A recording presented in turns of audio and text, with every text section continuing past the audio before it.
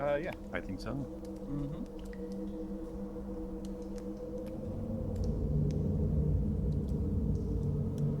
It should be. Oh, there we go. Thanks, Rumble Roar. Yes. Sorry. Let me do the preamble again. Hello, everybody. Welcome to the Forsaken Fogs, a 5e D&D West Marches campaign set in a post-apocalyptic land where our players are members of a surviving group of basically imagine like medieval Fallout. That's essentially what happened. We had a prior season of the game that we played about a year or so ago, a little bit more than a year ago, where all four of the players that are playing with us today played in that campaign. This session that we're doing here is a one-shot based a couple months after the conclusion of that campaign. And essentially what we're doing is we're going to be playtesting some of the new 2024 Player's Handbook material in this world, and also doing this as almost like a kickoff for the upcoming season 2 that we're doing of that campaign that will be coming in mid-October, TBD. One of our players, unfortunately, today seems to be MIA, so we'll be starting with 3, and if he's able to join, we'll jump him in a bit. So let me go ahead and introduce our players, starting with the one in the order I see in the stream. That's going to be you, Magnus, was your prior character's name. Who are you bringing with us today, and what is his name? Yeah, what's up? I'm Neko, and today I'm gonna play Olaf, 5th level druid. So go to yeah, good. A druid. Nice. Give us a little backstory for this guy, just to give you guys some preamble. Essentially, what happened after the conclusion of the last campaign is you guys were able to find a home out into the fogs where you were able to find a place with sustainable food and water, which was a concern with the last campaign. Also very defensible. A nice location where you can see people coming from a mile away via all the roofs that are here. Let me zoom out on this screen so everybody else can see where you guys are staying right now. You also found it was a nice farming location with food that is mutated like all the other food and water that you have encountered since you've been out here, but lesser to an extent where you guys have been able to work the fields and find that the food, although harsh, is suitable for consumption. After the conclusion of the campaign, when everybody moved from the mountainside into the farmlands, everything's been pretty quiet. You guys, at the conclusion of the last combat, got into that big fight with the like an agent of the necromancer when he was trying to destroy your last living space, and sort of succeeded a little bit. Everything's been quiet since then. There haven't been really much attacks on you guys from any other of the enemy factions, like the goblins. You've seen occasional bands of undead here and there, but you have sentries that are like far out into the field that will warn you guys, so you can all just run back into your base, and the undead don't really seem to wander over here. So everything's been pretty quiet up until recently. You guys have a faction that you made friends with by saving them from annihilation, basically. The kobolds. Those guys. They would occasionally send envoys down here to trade with you guys, trade news, and that used to happen weekly, but it's not happening anymore, which is a concern. You guys have sent scouts up, and the scouts have not come back, which is also a concern. And then very recently, you guys have noticed a stark increase in the numbers of roaming undead, and much more seemingly aggressive, not just wandering near the base, but almost like coming towards the base. So, an investigation effort to figure out what's going on and make the your new sanctuary more safe. Jasmine and Maxwell, the leaders of the survivors, have gathered you for and are sending you out to essentially figure out what's going on with the kobolds and see if that has anything to do with the new increased aggression and activity from the undead in the surrounding area. So I wanted to give you, Miko, a chance to tell us your character's motivations for going out on this mission today. Alright, well, my character used to be just a regular guy, as it is in the Bolt. But at some point, people started going missing, people started dying in the wild, so they need to recruit some people. And my guy is very average. Like, the best stat I have is a +1 with my con. Oh my god. So he's just a regular guy. But they need to scrap the bottom of the barrel for these guys to go hard and explore. So yeah, here he is. Level 5, great. Mika, you know you're playing in Mega's campaign, right? Oh, man. Okay, alright. I'm not gonna give you too hard of a time. We'll see. Okay. Mika, you guys have been out here for a while, and you've been exposed to the mutating miasma that is existent on the overworld. Would your character like to take a chance? You can give your character the first level of contamination, representing their exposure to the outside atmosphere. Contamination, for all the audience watchers, contamination is essentially like a level of sickness that you get from the overworld hazard, which is almost like radiation. And if you give yourself that first level of contamination, what it actually does is nothing. In the last campaign, it would halve the amount of healing you would get from hit dice rolling, but in the new worlds, it actually does nothing. So you can give yourself the first level of contamination, and if you do that, you can also roll on the mutation table and give yourself a mutation. This basically just represents the time you've spent out here. So you would like to do that? Yeah. Okay. Just a reminder though, the downside with contamination is it stacks. So if your character is bitten by undead, submerged in a pool of foul-touched water, anything like that, they have a chance of getting another level of contamination, which will have your hit dice healing. So let me go ahead and pull up. You're a crazy one. Roll me a d20, and I will get these things to you. What a chat. Look Oh at this. my god. I think that actually gives you 2 mutations. Hold on. Hold on. Okay, so here's that. Well, you wrote it. I asked you if you wanted to do it, and you said, sure enough. Yes, sir. Hold on, give me a second. Sorry. So why don't you go?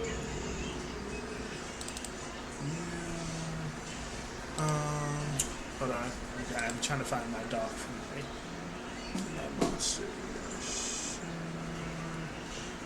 Here we go. Stacked. That should be fine. There we go. Campaign, unique stat logs. And then we go here. Okay.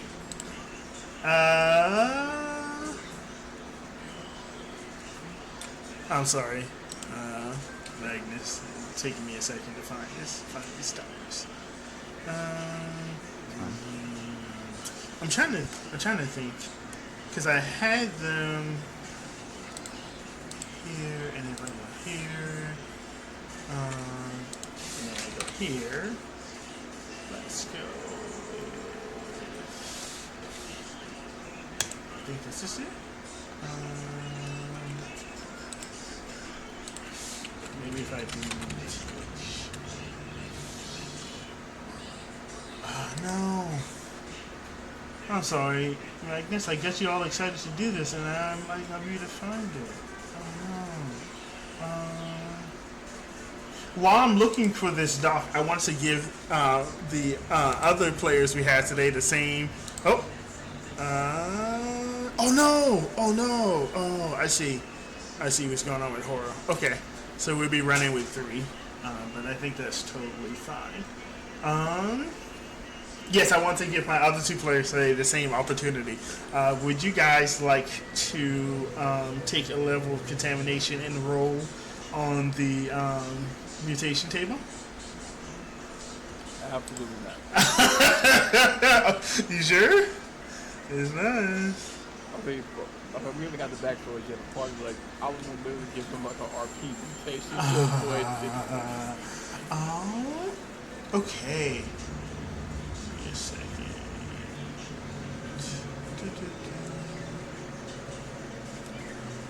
Uh, yes.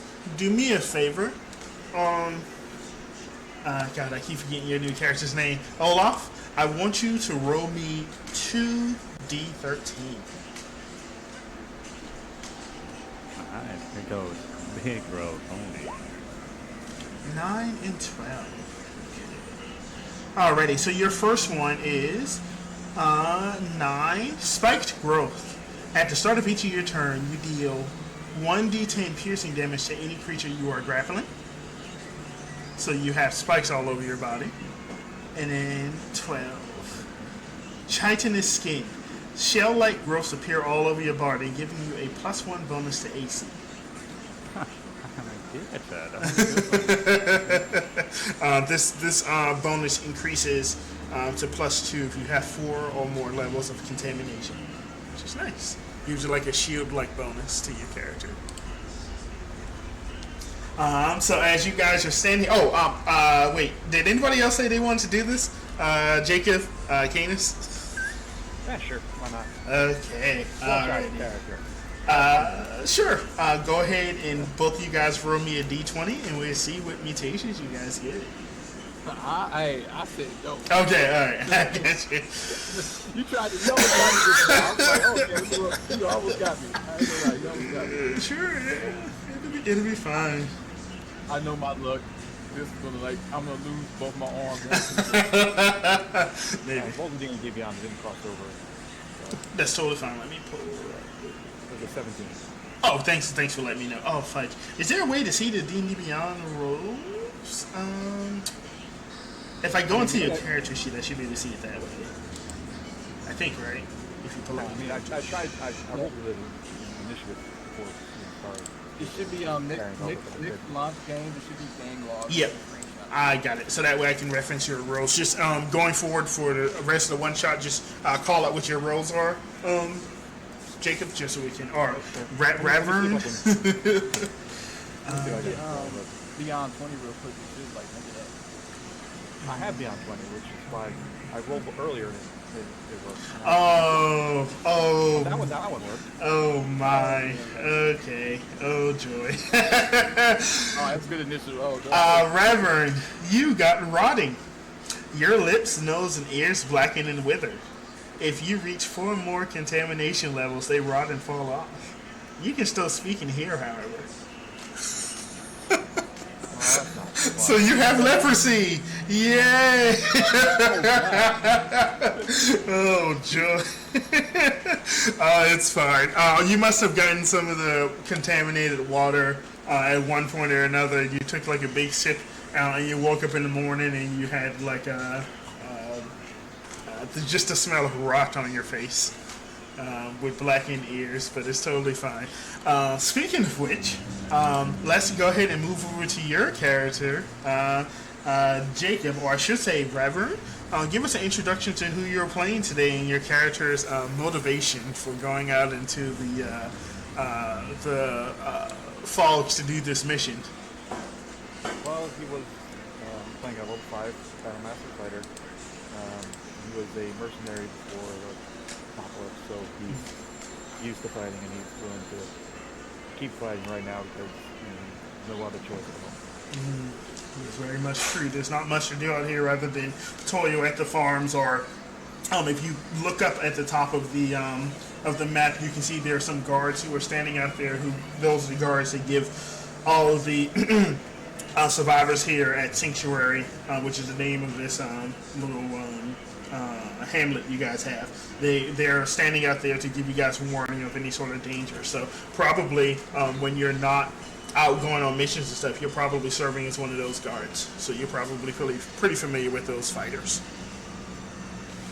Alrighty.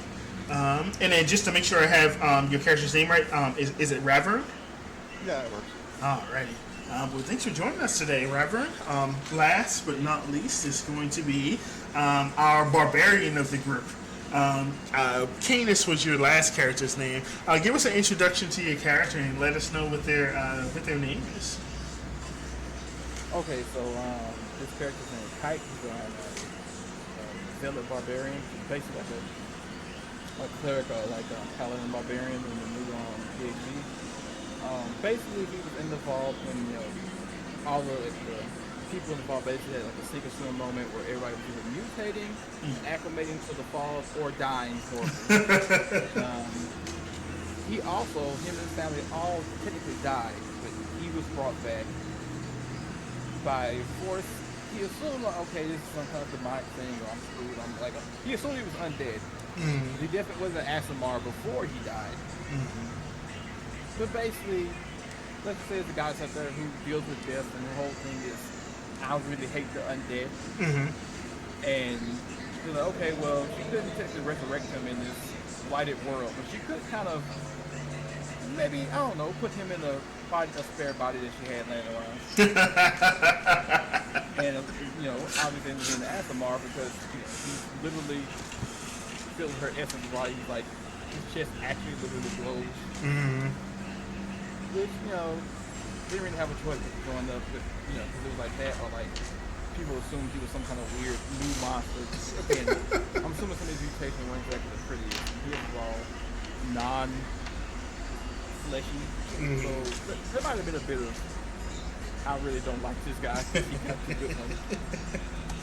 Okay. So, yeah, he's way more comfortable out in the field or with other like fighters and stuff. Cause, yeah, the people are kind of like wary of him. Okay. Thank you for your character introduction. He sounds like a very complex character. Definitely sounds like he would be surprisingly at home, considering how many people here, like our good friend Olaf, are already experiencing some mutations from the overworld hazard. Most people here are somewhat touched. Anybody who exists out here who didn't mutate, they all have a level of acclimation that basically resulted in them gaining gills on the side of their neck. So everybody's a little weird anyway. Speaking of which, standing in front of you two are two people who are also fog touched. The leaders of the survivors, Maxwell, who's the son of the former Baron of the barony, and then the daughter of the former Archmage, Jasmine. These two are the ones that normally give you guys your missions, and usually are the ones helping to make decisions in order to keep everybody safe and alive and everything. And as you guys stand here, they've gathered you forth to go out on this mission to go see what's happening with the kobolds. For the most part, it's supposed to be like a reconnaissance mission, but they also want to gather some of the strongest fighters they have around, because when you're going out there into the fogs and you're not at Sanctuary, anything could happen. You've heard tales with the last few excursions that have gone out of lumbering undead the size of buildings, undead with like 3 arms that can bury themselves under the ground and pull you under with them, and all sorts of other horrifying things.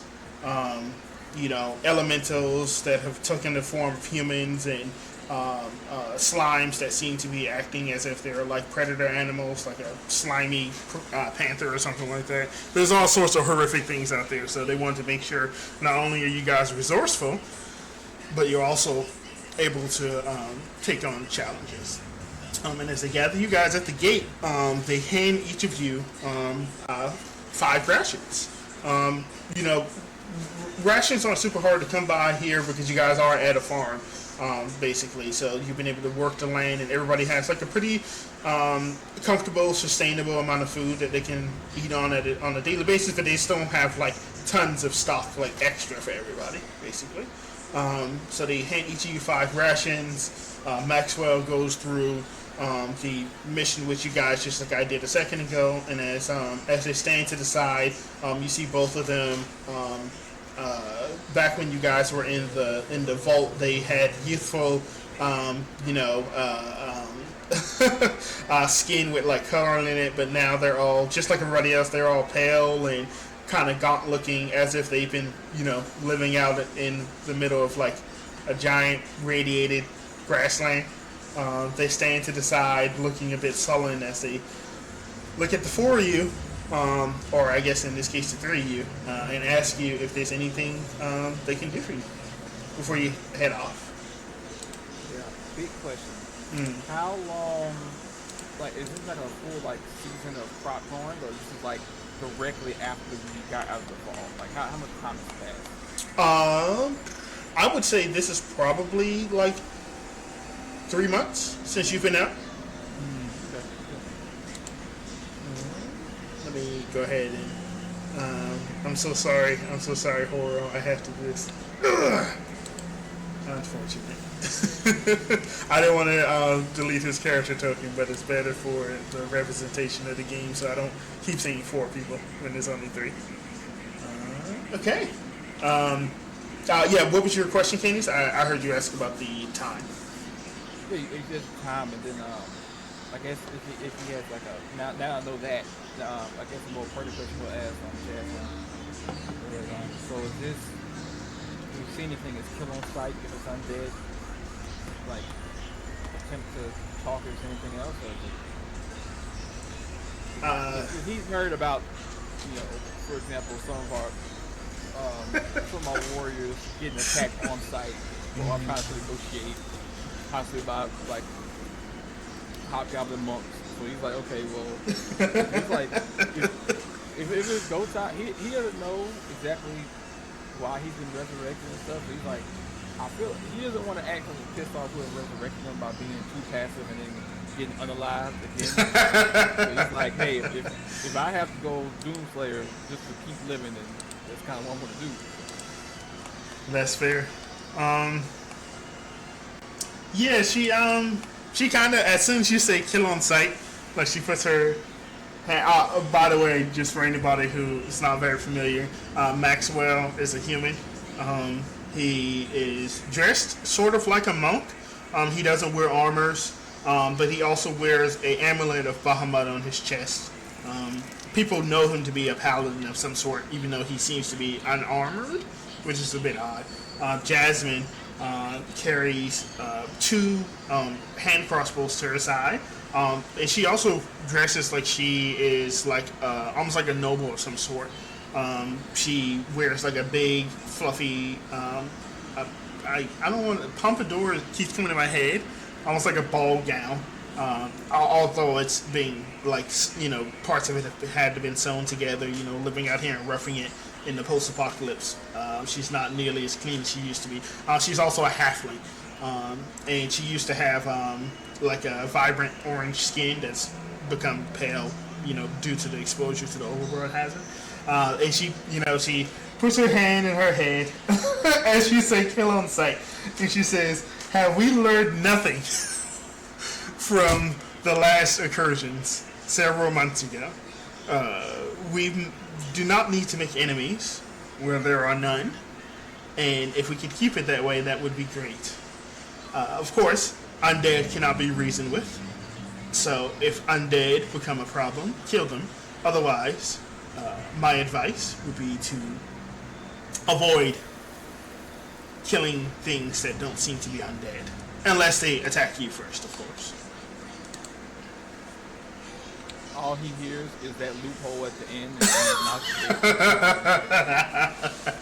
And Yeah, Maxwell.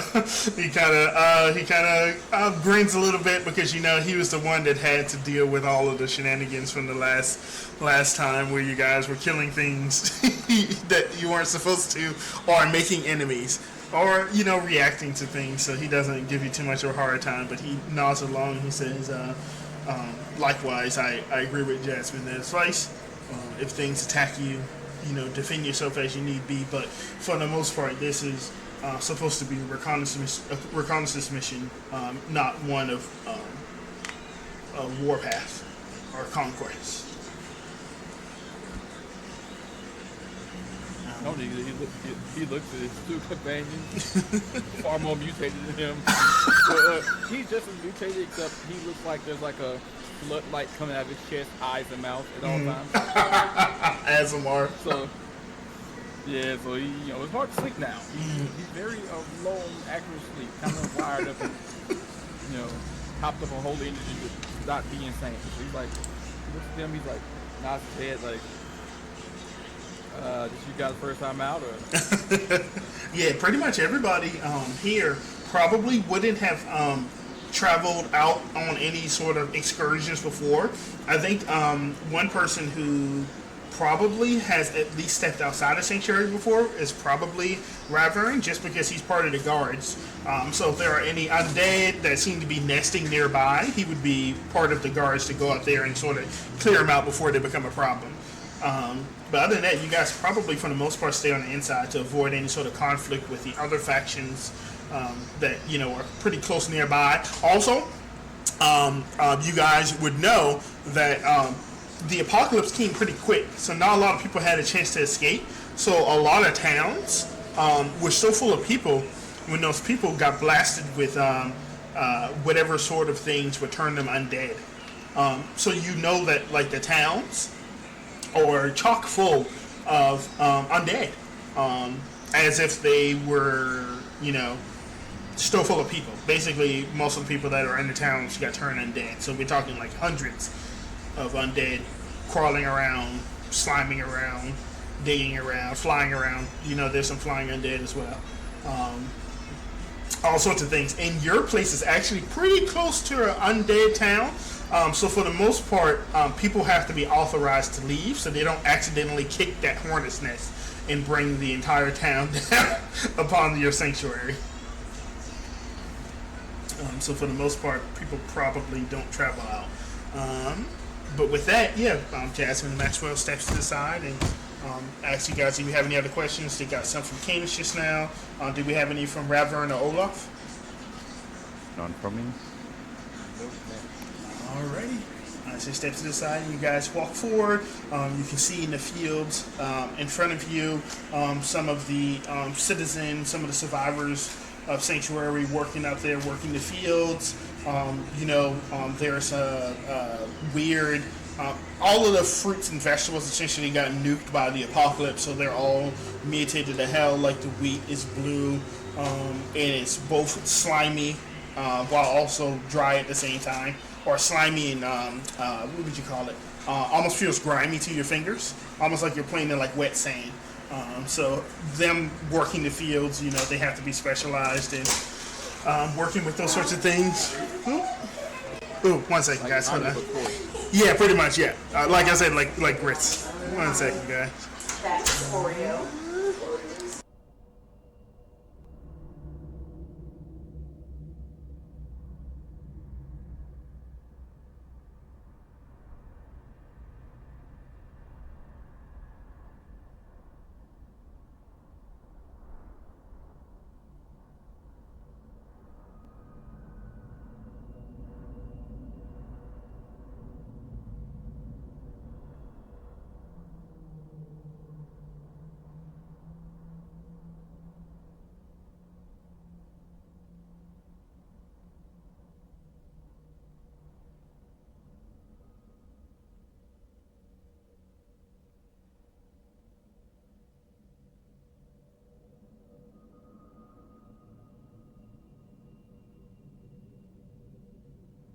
Hello. Hey, guys, can you hear me? Yep. Okay. So yes, they step to the side. You guys come by and watch these people working these like very gritty, slimy textured wheat. Hey, listen, it's still food, so it still works at the end of the day. And as you walk by, you, Ravern, you give a nod to your fellow guards who are out there working the fields or standing out in the fields, looking out for any dangers. They give you a nod back as you guys head over outside into the overworld. Yay! Let me see if everything still works the way that it's supposed to. So if I put you here, boop. Can you guys see that? Looks very familiar. Oh, joy. As you can see, you guys look behind you as you walk into the fields in front of Sanctuary. You can look behind you, you can see the looming tall buildings of a town a couple hours travel away from Sanctuary. teeming with undead. You see the occasional flash of like some flying zombie or banshee far off in the distance. They've never attacked Sanctuary for reasons you don't know, but the leaders still want everybody to keep quiet so they don't, raid you guys and kill everybody. As we go into the overworld, I was prepared to use our new traveling rules, but I think I'm going to skip that today just because we don't have 4 PCs. So actually, I think what we're going to do is we're going to have 4 roles that we have for season 2 for our traveling. We have a navigator. This person makes sure that the party travels without any sort of slowing down or troubles due to environmental hazards. While we have a scout, this person goes ahead of the other party members to fence out any dangers or any unique problems that may be existing in the area ahead of the party. We have a provisioner. This is a person who basically acts like the party quartermaster. And this person, if you run out of rations, this is a person who will be gathering food. This is a person who also will be in charge of rolling for loot for after any combat or anything like that. And if this person is like a druid or a ranger, they can also use their druidic spells to provide nourishment for the party as well. And then the last role is going to be the Watchman. This role is a sort of repeat from the last season of the Forsaken Folks. This person is basically the one who's keeping an eye out for any immediate danger. So if there are any random encounters rolled, this is the person who's going to be essentially deciding if the party is going to be surprised or not.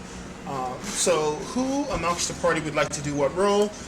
We will have 3 of these roles will be used, and then if we run into anything where the 4th role needs to be utilized, we just have one person roll it at random. Mega, can you remind us Yes. So Navigator is going to use survival or nature. The scout is going to be using stealth or perception. Provisioner uses either survival or nature if they have to roll for rations, and then the Watchman uses perception or insight. I would not be a good survival. It's only plus 4, but still perception. More perception, but obviously low stuff. So I traded strength for like wearing armor. To be honest, Actually 8. we could probably go without the provisioner for today, because for the most part, provisioners, their roles are going to be dealing more with like out of combat things. So like loot rolls and then ration gathering. So what we could probably just roll with today is Navigator, Scout, and Watchman. I got good stuff. So you want to be... I'm a plus 7. Ooh, yeah, sounds like Scout would be a really good role for you, Reverend. Alright, I'll do that then. Now, I can't do provision as far as like provisions, like you said, investigation and stuff. Yeah, I wouldn't worry about provisioner for today, because for the most part, this is going to be like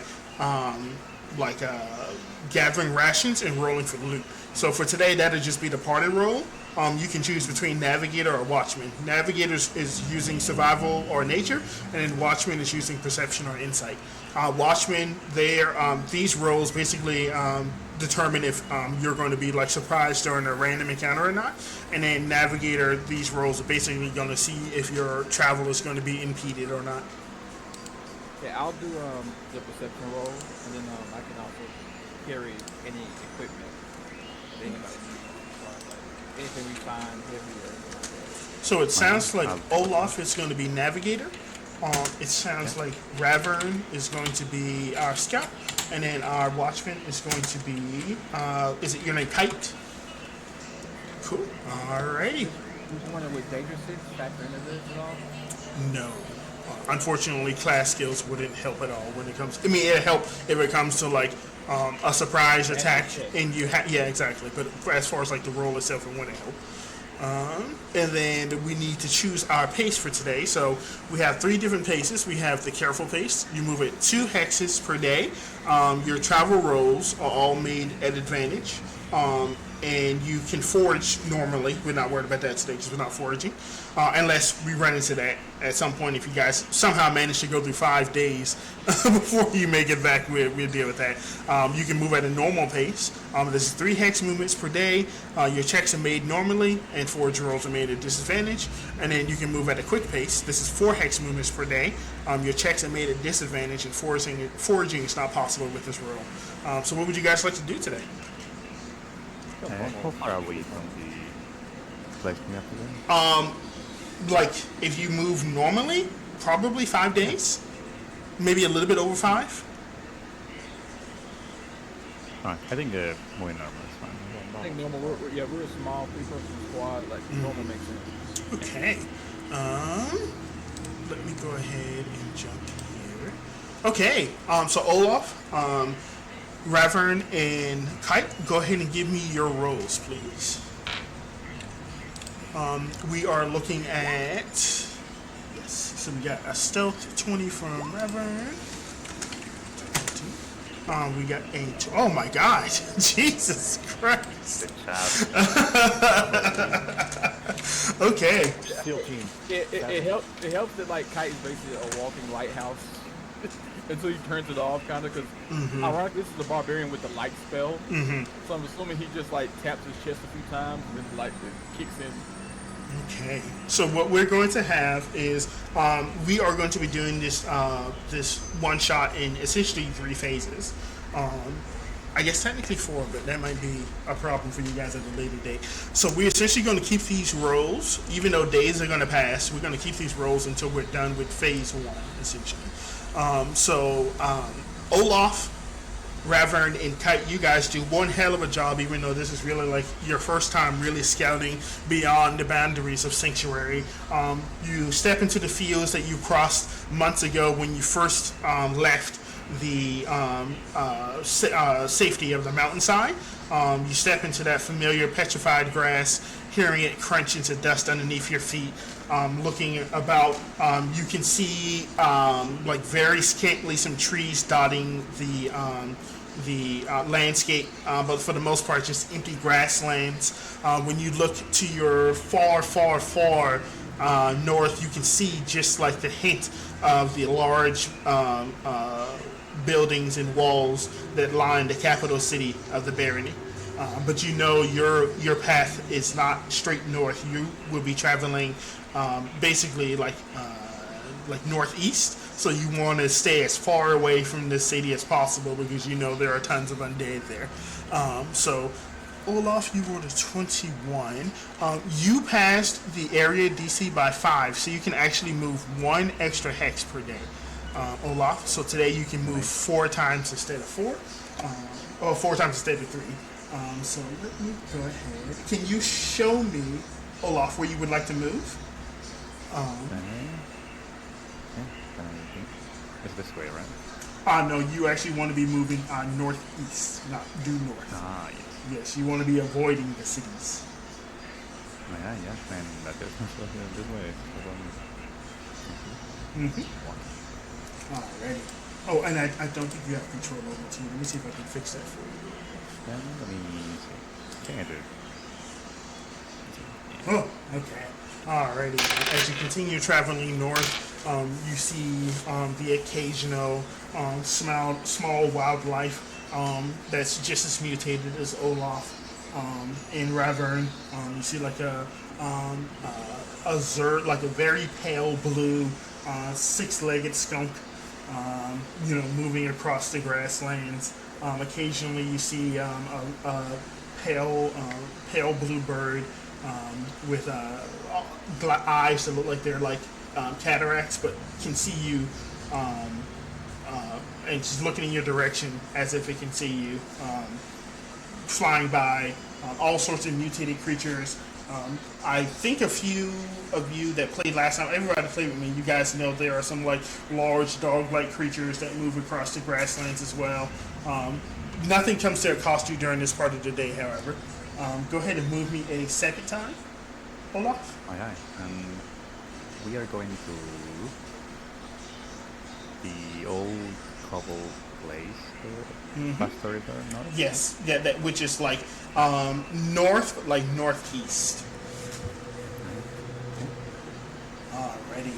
As you travel to this hex over here, Olaf, you hear more of the humdrum of the undead that fill the capital city as you're within a few hours travel from it. It's like a chorus of wailing and moaning and smashing, as you can hear. You guys will be familiar that the undead in this world basically act as if they are still alive. So they're essentially working as if they're not dead. However, they're still hostile to all actual life. So you can hear what sounds like to be like just the smashing of crates and the banging of metals coming from the town, as well as the chorus of 1,000 souls doomed to unlife. Let me see if there's anything on this. Who was that? Reverend, roll me a d6, please.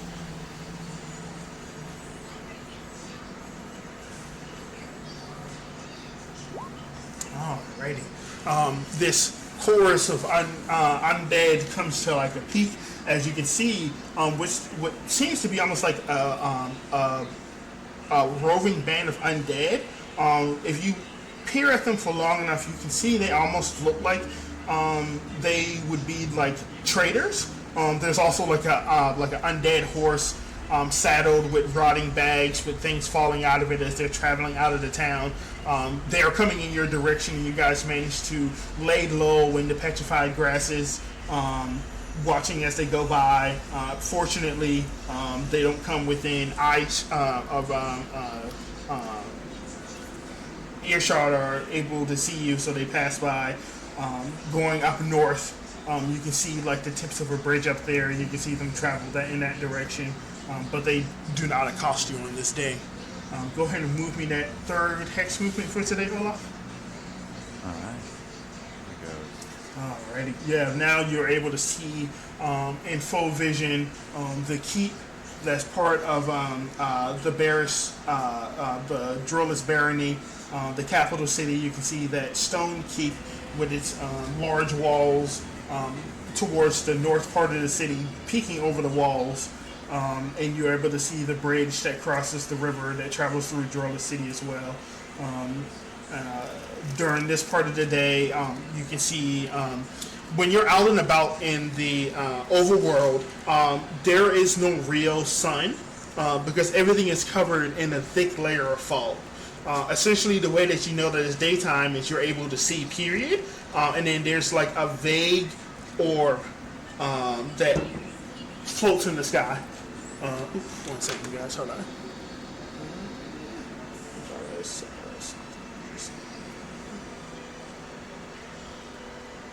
Sorry, guys. We have guests over, and I'm just making sure they're asleep. That's alright. Okay.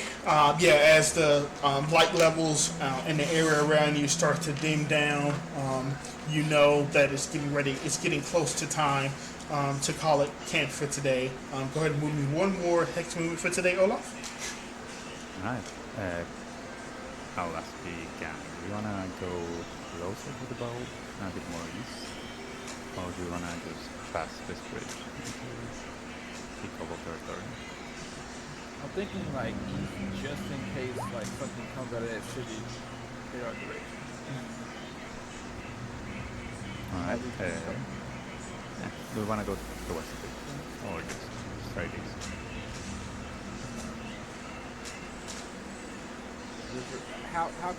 Megan, how close is this, according to that hex, how close is it actually to the water? Is the water like actually cutting into it, or is it on the edge of the bank? Look on the bank, yeah.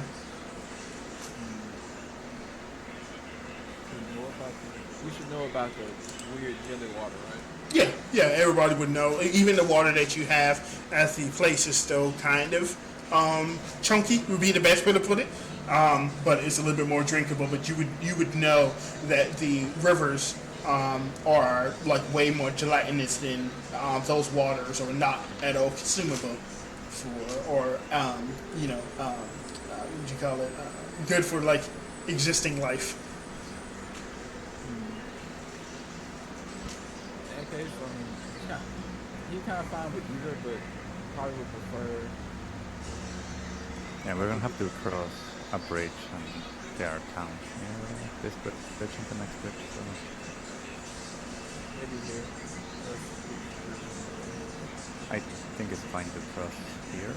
We are far enough away that. Oh, Okay. Yeah, like this is stay on like close to the left, to the east side, so close to the bank of the river, just in case come back. Okay. so I think As you guys maybe look at bridge.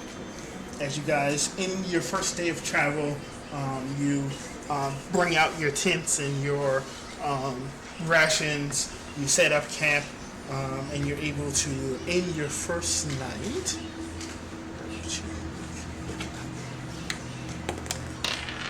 Yes, you're able to end your first night without incident. It's a little hard to sleep because of the cacophony of noise that's coming from the main city.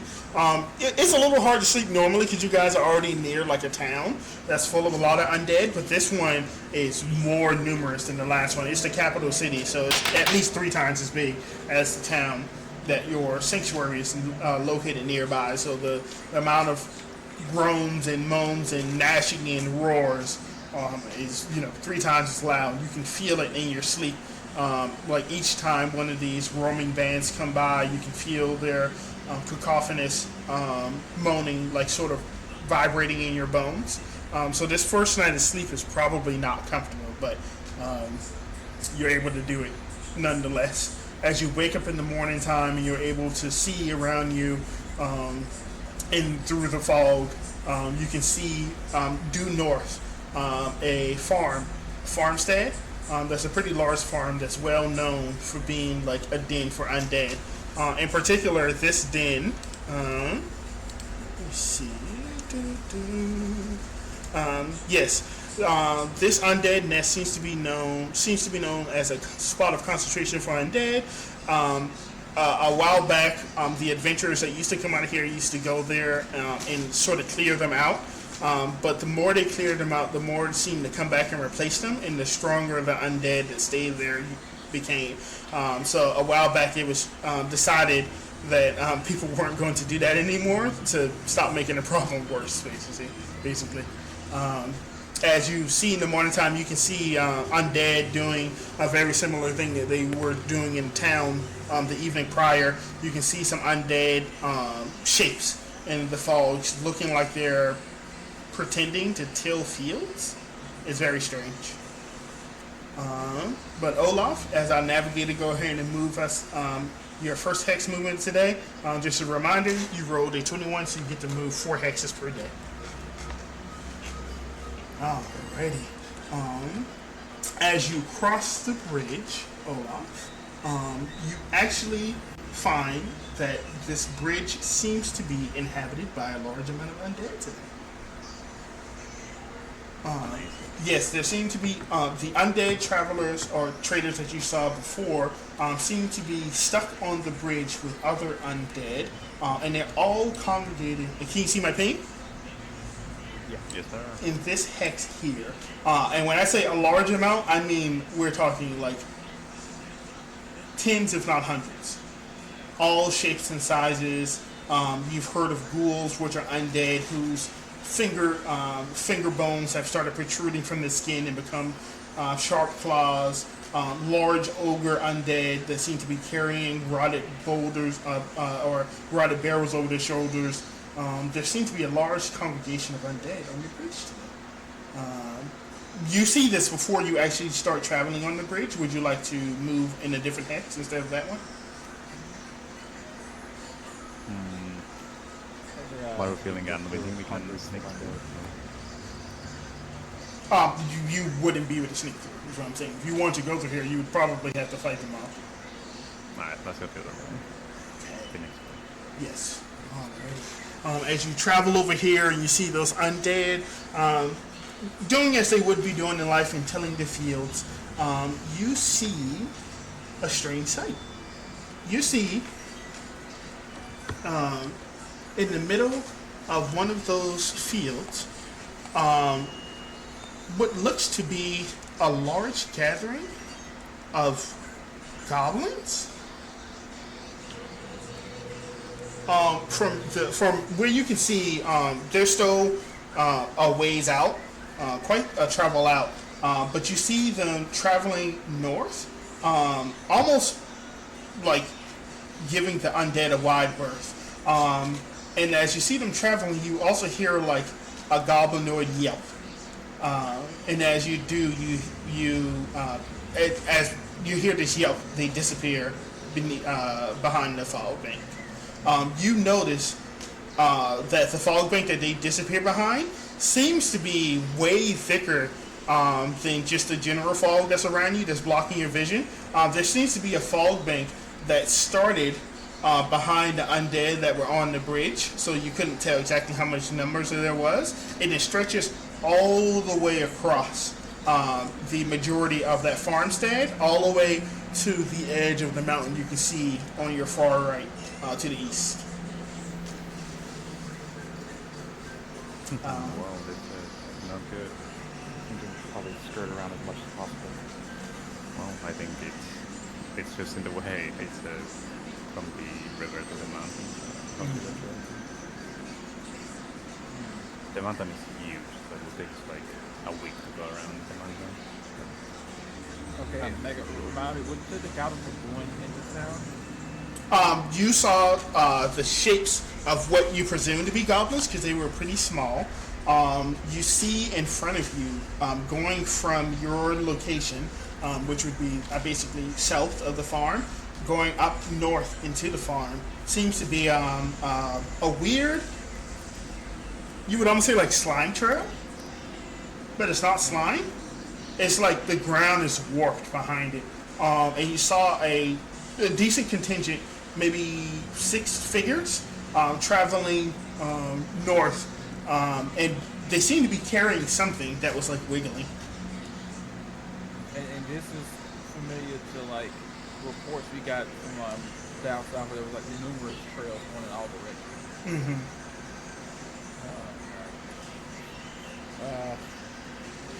Casual look at the current lead advocate. He's like, so we've heard of these things. We don't know what that is. Well, the only way across the bridge is maybe you can make you one on the water. Yeah, we don't really have much of a choice. It's either this or avoid my bed. So. Yeah. Yeah, I'm looking for this kind of thing. Do we wanna Heads on a get, swivel and give it a shot.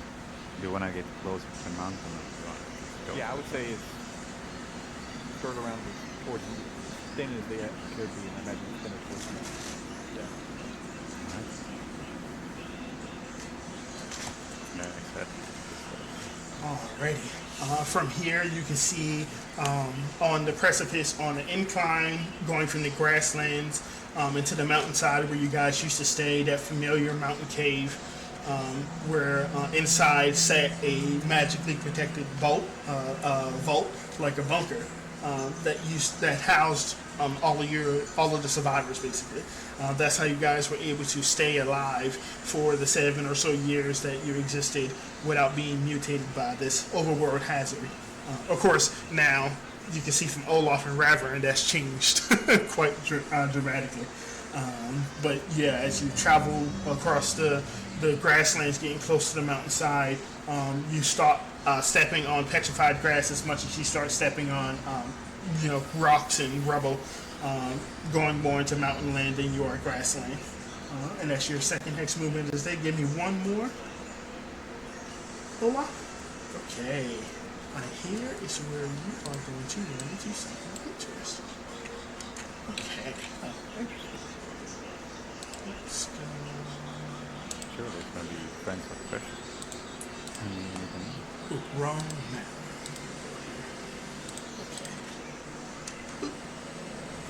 Okay.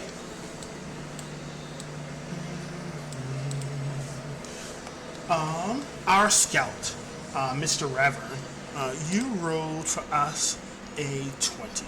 So you are going to see this no problem. Let me just double check and make sure. Mr. Scout. Yes. you are going to see an interesting sight. On the edge of the farmland, towards the end of the last movement hex, when Mr. Olaf was taking you guys away from that farmstead, you saw the undead shapes that were working the fields, like almost like instinctually start racing back towards that farmstead, wherever the goblins came from. And you heard a lot more yelps going across the frankly disturbingly quiet grasslands. Winds blow here and there, but for the most part, there are not many sounds of life. So if things are dying and being attacked, you can hear them from pretty far away, even though each hex is like 3 hours of movement or so. And as you We got a distraction. as you travel into this hex, you see quite the strange sight. I think this is good right here. Where are your character tokens? I need to grab them. There we go. And I need to make sure you guys have vision too.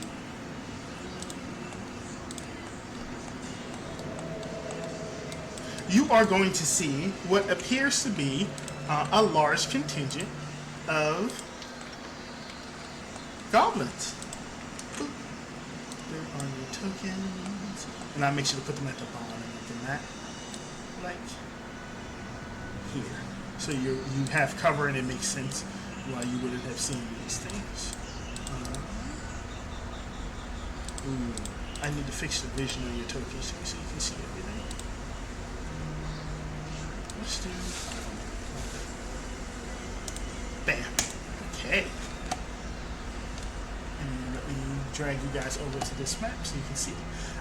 You would have seen a large contingent or a decent contingent of goblins, and they seem to be giga dead.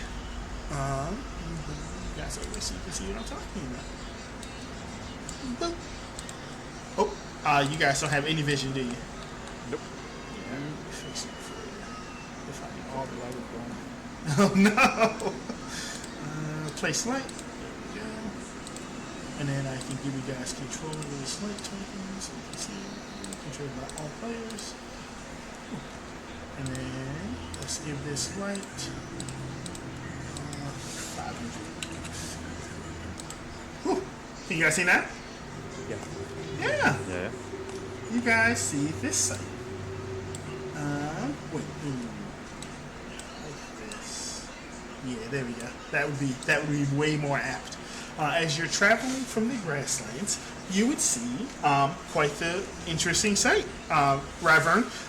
Olaf and Kite don't see this as much as you because, as a scout, you're traveling ahead of the party using your stealth and perception in order to stay hidden from any dangers while also being able to peer at them before they see you. And you would see what seems to be about five goblinoid corpses that have been ritually prepared. They seem to be splayed open from neck to belly with their entrails ripped out, their eyes poked out, and there seems to be some sort of priestly looking undead that's prepping their bodies. You see them sort of ritually prepared around what looks to be some sort of aberration that has a unknown and uncountable number of teeth and eyes that are now inert. This thing seems to be dead as well. But this priestly undead is going around and it looks to be ripping the goblins, ripping at them in like a very delicate, meaningful way, as if it's attempting to do something. It's also ripping parts of it and adding them to what seems to be this inert or dead aberration in the middle. And you can also see this undead creature is flanked by what can only be described as some sort of mutation of man and horse. There seems to be a plated And then it's arm. a plated warrior that is almost like fused at the waist to what seems to be a skeletal warhorse.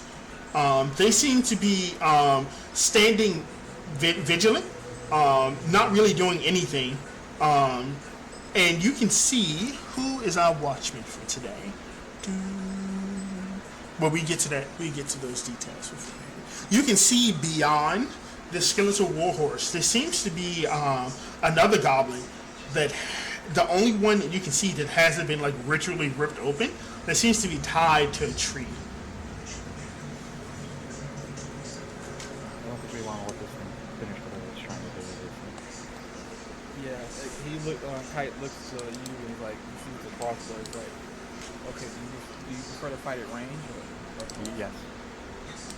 yeah, okay. Yeah, he's gonna like, how good is this tree cover for right now? Pretty decent. Ravern was able to get you guys this cover and make sure that you guys were out of sight before they could see you. So, as if you're looking for like actual cover, it's probably mechanically like half, because these are going to be like trees and these are going to be like bushes. Okay, so, Jacob, what is ideal crossbow, right? A hand crossbow. Right? Oh, I took Nigga's price and I changed it to a heavy crossbow, so now it's 100 feet again. Okay, good. Okay, if we can, I'm assuming we do this for all just grab at least some tree covers right there. Yeah, and then also, Ravern, if you want to do like if you want to change it from sharpshooter to great weapon master, and then use and then you can have two. I don't mind. Two heavy crossbows. Yes. Say that again. Kite. I'm sorry. Oh no, I was saying I'm assuming he can shoot. I think he said 100. 100 feet, yeah. So I can hit him right now, and I have the weapon master to push him, so we can move away from whatever he's trying to do. Right, but I would want it to be like a, I guess you call it an alpha strike. Like as soon as I jump in, like your attack is ready to launch as soon as I move. That makes sense. Yeah, hold my action to whenever you go. Yeah, sure. Right, yeah, because like the worst case, I want to like actually push him out of my range. I have to run, and I'm up close, but can't do anything for a whole round, and then get the horse trampled to me. Well, I'm pretty sure it says I can push, so I don't have to push. Yeah, you don't have Oh, to. true. Okay, but either way, I think we should like hug here, and I'm just gonna while you two stay there, I'm gonna rush. So you have two options, right? You are currently behind the bushes, but you are not expertly hidden to where you could essentially prepare an alpha strike without any sort of risk. So you have two options.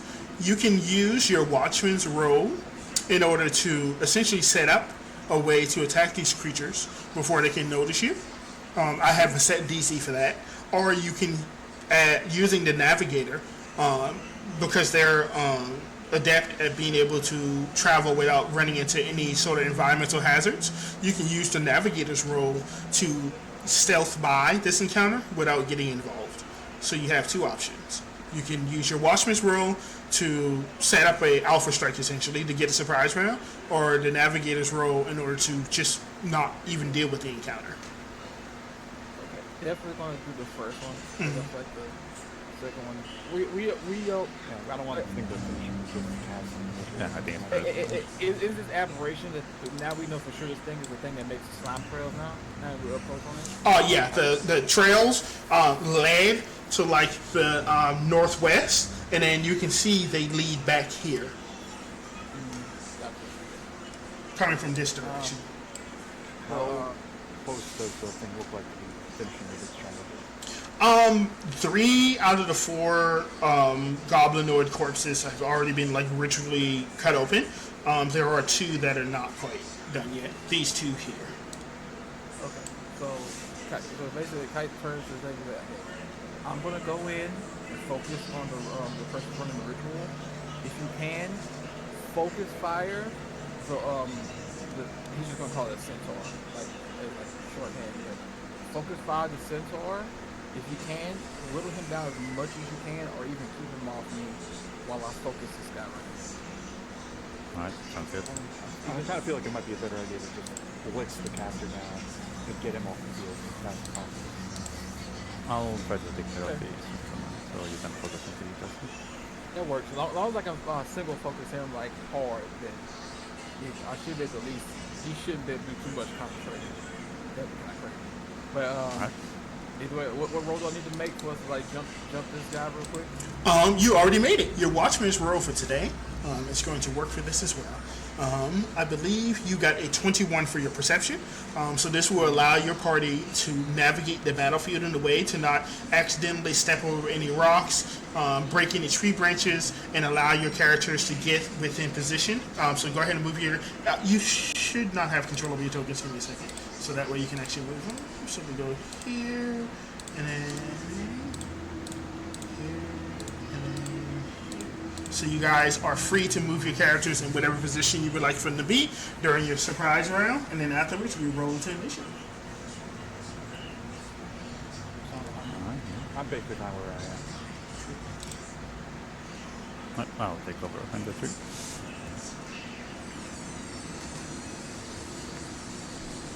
Oh, and I got this tree, so I can like These two are bushes, so these are to the ground, but these two are trees, so they have bases on them. Alright, so I'll just stay by the trunk. Yep. I will be here, so the surprise round will start. I was there for. I just want to do within my movement. Okay, and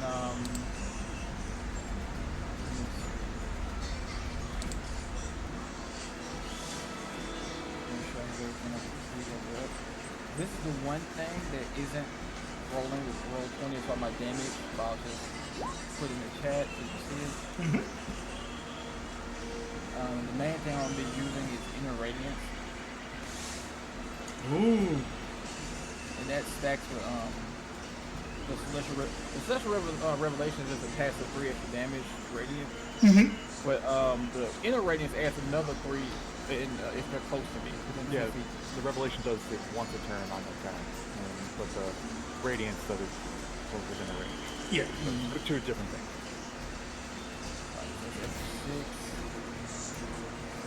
Rage should roll normal. I'll hit one. Just a test roll. Ignore this. As far as attack.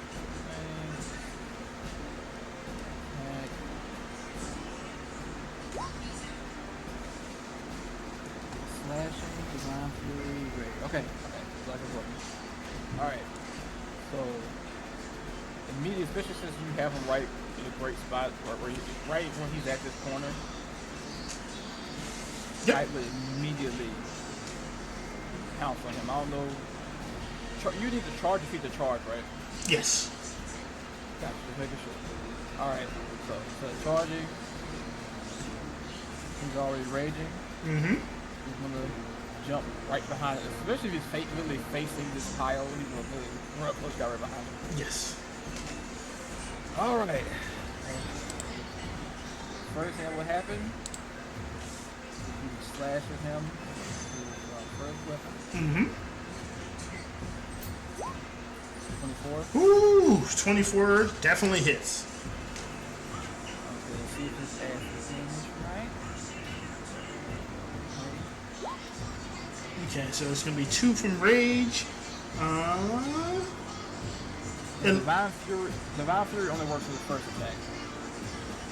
so I see a D8, and then a D8 plus 2 for rage. And then 6 more from the Celestial.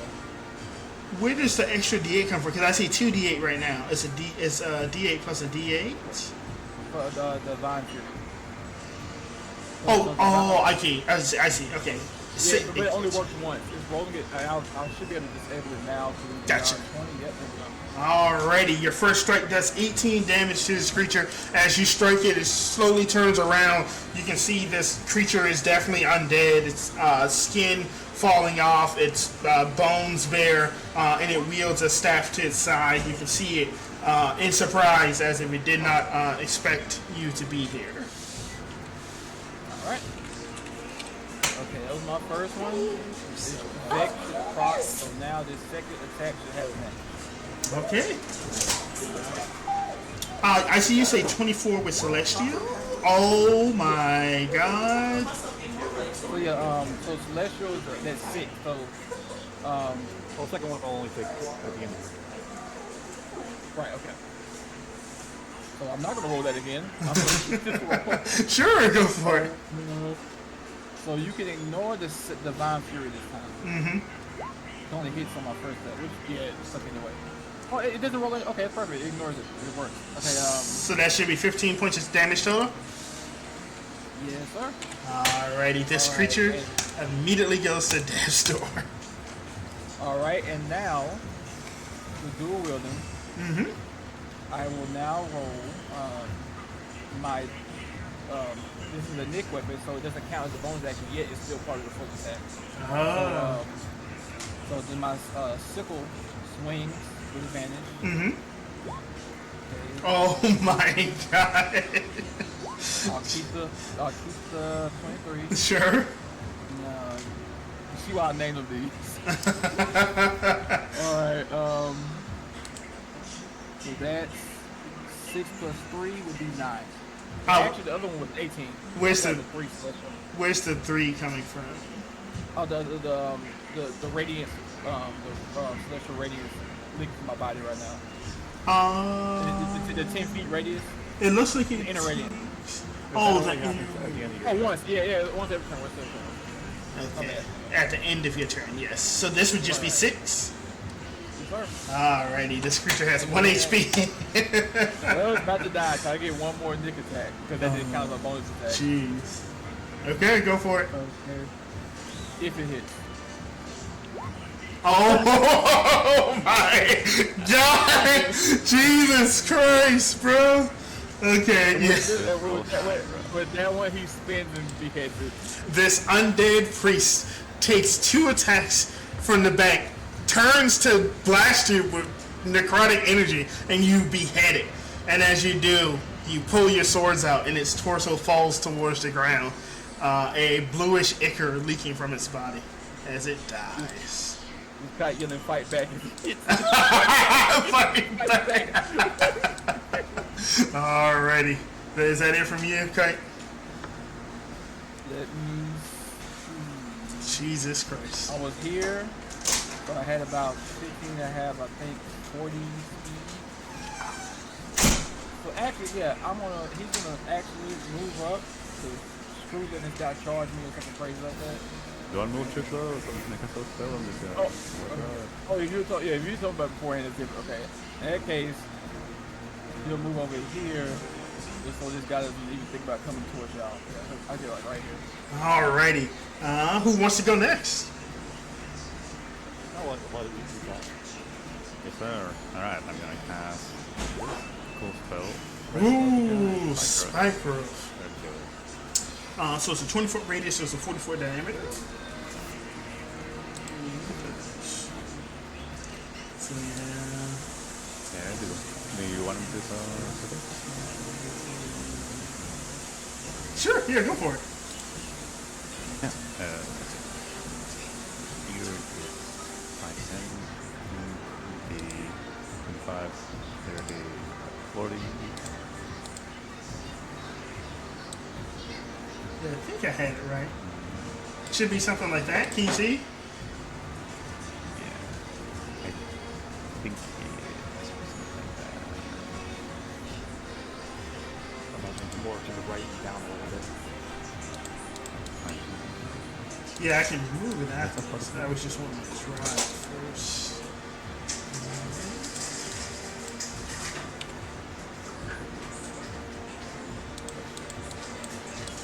Oh, it won't let me click it now. Get back here. Alrighty. Is something like this good? Hey, can see my ping? I think it's 5 feet. Who's color is it? Yeah, just put it on top of the guy. Yeah. Uh, Just in the middle of the guy. Oh, you want it in the middle? Yeah, he should be in the Alrighty. Here we go. Okay. Olaf reaches out of the bushes, says a few words in Sylvan, and the petrified grass that surrounds this creature spikes up like little nails stabbing into the hooves of this undead warhorse. Alrighty, Olaf, anything else? I think he... No, I think he will take damage if he tries to move away. Yeah. Or if he Alrighty. moves from some other special force.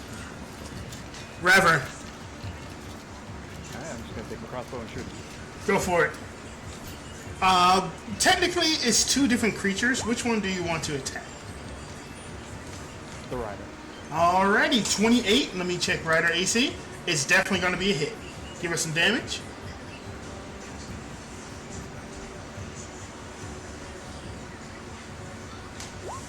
Seven About points a of 3 piercing. from Great Weapon Monster. Gotcha. So 10 total. Bam. You can see that digs into the pieces of this creature that are not covered in that medium armor. You can see some of the bone and petrified meat go flying off in the distance, but it still holds strong. I'm gonna use a push attack because it makes him move 10 feet and it takes damage from the Oh second. shit, that's true. Let's go like here. So it'll move 2, so it'll take 44. Jeez, Louise, that is quite the combo. Alrighty. Alright, he just takes damage. No, Who there's wants nothing. who wants to roll that 44 for me?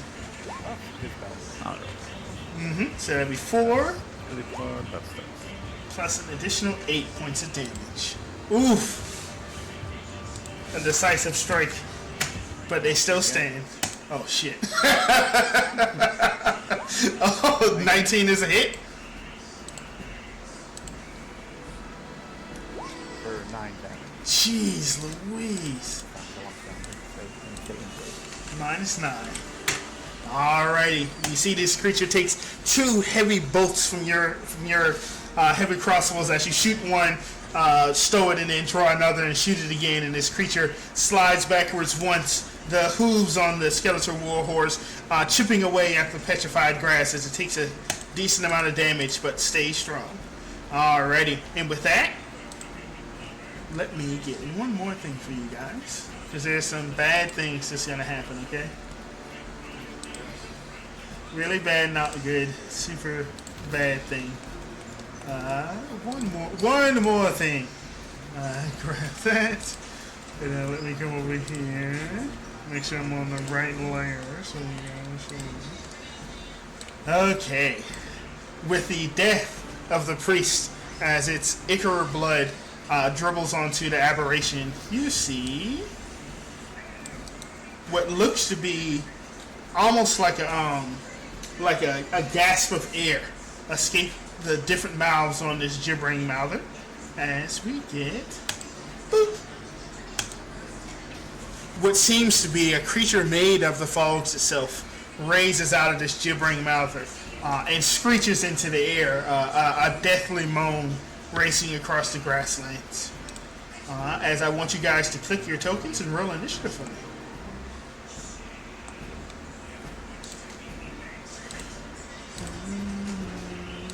So we are going to get a D20 plus. So that's going to be 14 for these guys.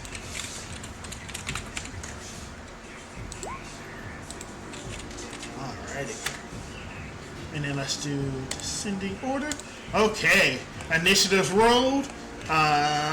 First in the turn order is going to be Ravern. You see your 2 shots from last round did some decisive damage against this creature, but it still holds strong. What do you do? I'm going to shoot at the new creature now. Ooh, this creature made out of the mist, the fogs itself. Go for it. Give us an attack roll. Pull up this creature. 17?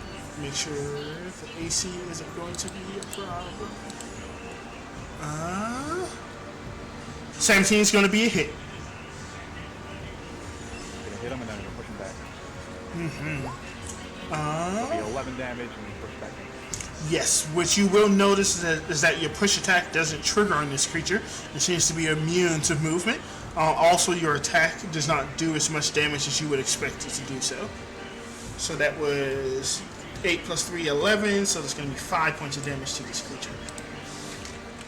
Alright, well, seeing that, I'm going to That's not working. I'm gonna shoot the other guy. Go for it. Give us that second attack roll. Jesus Christ, +9. I'm gonna use lucky. Oh. Go for it. Oh, jeez.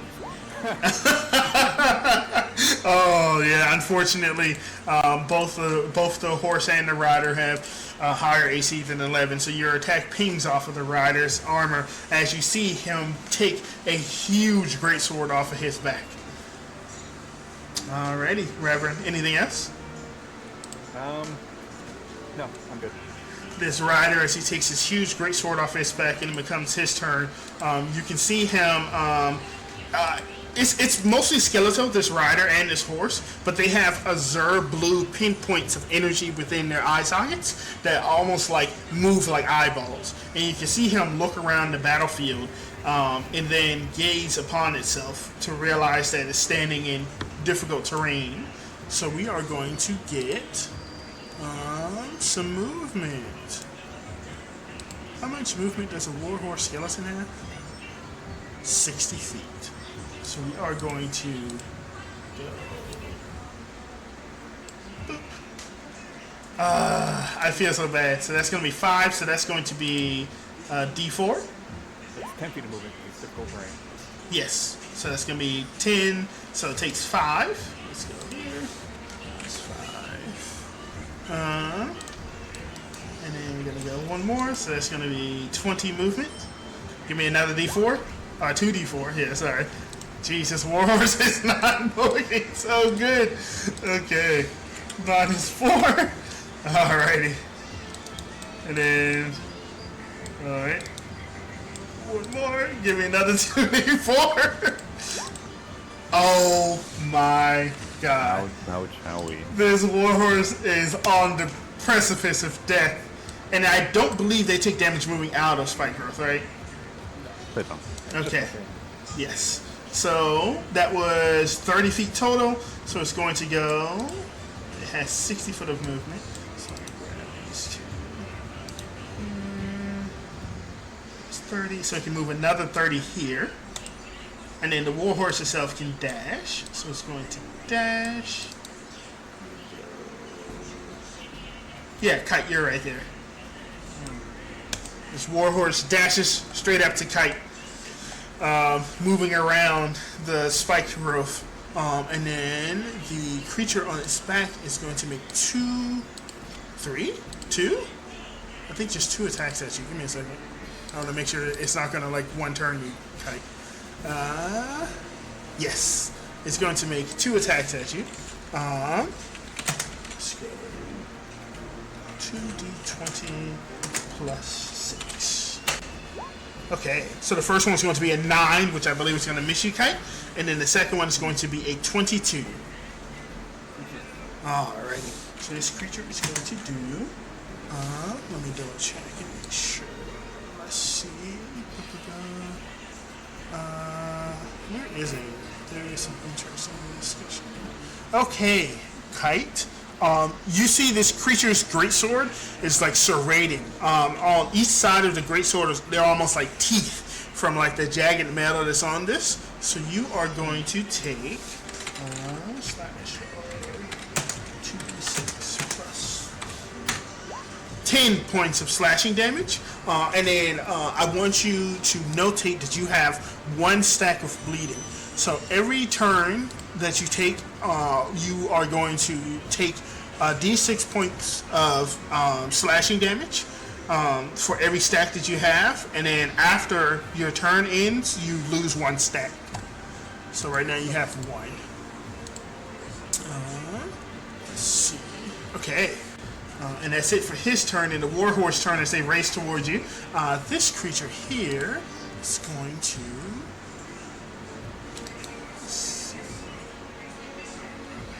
dash like right here. It has to dash. It doesn't have enough movement to go further than that. As this creature that appears like the Falge itself with a face on it races forward, howling towards you, and comes right in your face, Reverend. And then that'll be it for that creature's turn. And it becomes Olaf's turn. Alright, I cast Shillelagh on my stuff. Oh shit! Go for it. I think this is it a D6 or D8? Yeah, let me see. I think it's my D8 is your D10. Oh, D10. Ooh. Yeah, here was it. Yeah, it's 5, so it's 10. So here's the back. Really huge damage. 13. 13's a hit. And there you go, damage. Ooh, is this just bludgeoning damage? Yeah, I think so. I think it's just the back that you can close the quarter side. Oh, I see there's force damage on here. Does Shillelagh do force? It can be force damage or just weapons. I don't know if it's probably Oh, I see. So you can either do force or you can do regular. Did you want to do force or you want to do regular? I'll do that. Force damage. Alrighty. Cannot be As you see, this creature is resistant to normal attacks. You instead change your Shillelagh to do force damage, and it takes the full. Is it going to be 17 points of damage? Yeah, I think it's only the first side. Oh, the 11? I got you. Okay. As it takes 11 points of damage. Okay. Ooh. This thing is now bloodied. Okay. Is that it from you, Olaf? Yeah. Alrighty. As we slide over to Kite's turn, he's face to face with a skeletal warhorse and his rider fused to it at the waist. What do you do? Oh, wait a minute. Go ahead and take this. So you're going to take half of 6 because you're resistant to slashing. 6 points of damage. Or 3 points of damage.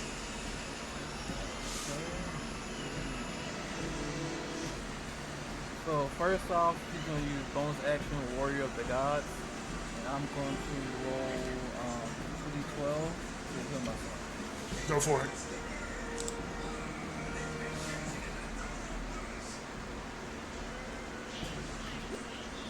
So I heal 19. Damn. Are you... That's really huge. How much damage did you take? 13.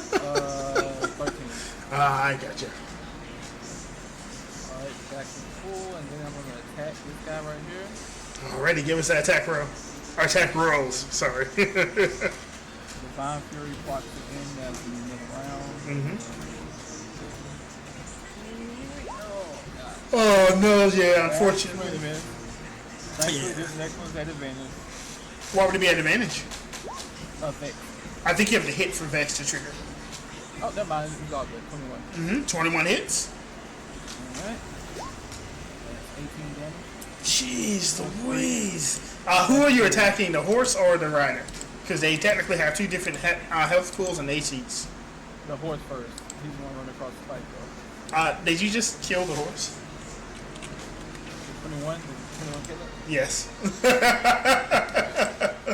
Oh god. And then this rider with the horse dead falls off to the side. Its legs shrivel up and unusable. It is now prone. Alright. He's gonna walk right. And then he has one more nick attack, which counts as attack, not bonus. And even though it's not that strong. But, here we go. Yes, you do not get your This one. modifier of this. Right. This one is at advantage because it protects you. Yeah, and it's prone. 19 hits. Yeah, either way. Fishing for that crit, I see you. That is 14 damage. So we have one, which should be the weapon die. You don't get your modifier on this one, right? Right. No, I don't. Where's that extra 8 coming from? Oh, Divine Fury doesn't count. Okay, so Yeah. it actually is 3? raised to 3. Gotcha. Should be just, yeah, should be just 3. Alrighty, this creature So we'll takes, take another 3 when you turn in. yes. Which should be now, right? Yeah. Alright, do you not have dual wielder? I do by using my bonus action to kill myself. I got you. Alrighty, so as your turn ends and this creature basks in your radiant energy, you see some more of its mummified appearance start burning off. As your turn ends, and we come back to the top of the round, Mr. Ravern face to face with a cloud of death itself. What do you do? Disadvantage or take out a melee? I'll do disadvantage. Not sure. Go for it. Give us that attack roll at disadvantage. Hey, it's a 1 in the 3. Oh my god. Wait, did you roll? Oh, you're on roll 20. I forget. Yep. Oh, it didn't show up? Not in roll 20, but it's fine. We see it. Alrighty, your attack goes wide, shooting into the bushes, stabbing Olaf. He dies. Second attack.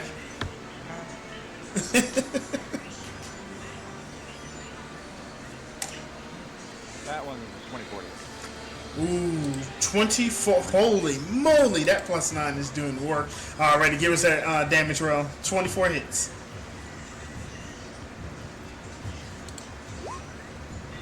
That's 16 damage. Ooh, 16 points of damage, cut in half, which is going to be 8. Oh my god. Not quite on death's door, but you're doing damage. Anything else? No, that's it. Alrighty, let me just make sure I'm not missing anything. Oh, I could have did that. Ah, man. I forgot my zombie variant. Could have been so cool. It's fine. This wraith is gonna do bad things. Alrighty. Enemy's turn. Let's see. So you. Oh, there we go. Okay. So it has 2 targets next to it. 1. Alrighty, Ravern, you have earned its rage. It is going to attempt to envelop you. Give me a DC 14 Constitution saving throw, please. 20. Damn. I don't even think. Do you even take half? That takes damage. It doesn't. You don't even take half. This creature attempts to envelop your space, but you're able to hold your breath long enough for it to simply pass by.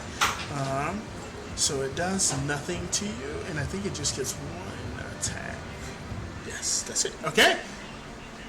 Olaf. Oh wait, the guy up top. This guy on the ground is going to attack you 2 times at disadvantage. Kite. /R 2d26. First one is going to be a miss. Second one is going to be a 17. Yep, 17. Alrighty, so that 17 is going to do 14 cut in half, which is going to be 7 because you're raging, and then you get another stack of bleeding, so a d6 of slashing damage on your turn. Alrighty, Olaf, it is your turn. What do you do? Alright, it's your time. Let's go. Big numbers. 16 hits, Alright, and let's see if it rolls twice. so it's going to be 10 points of total force damage. Ooh, jeez Louise. You can, as you're swinging at these fogs, you can see that face starts to dissipate, but it's still holding on strong. Kite. Alright, that's it for me. Mr. Kite, it is your turn. Alright. Okay. Attempt to finish this guy off.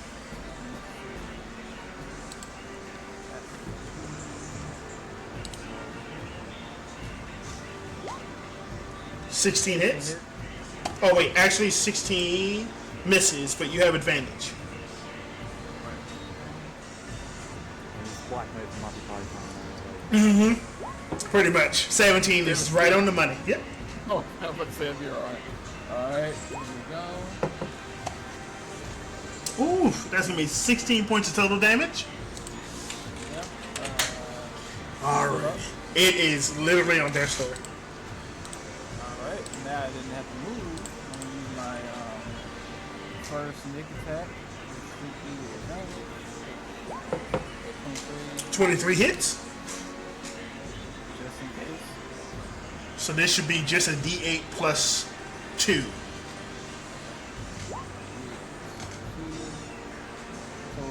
that is 5. Alrighty, this creature takes 5 points of damage and is still alive. Alright, then we got one more. Oh my god. The coup de grace. Oh my god. So this should be 2d8 plus 4?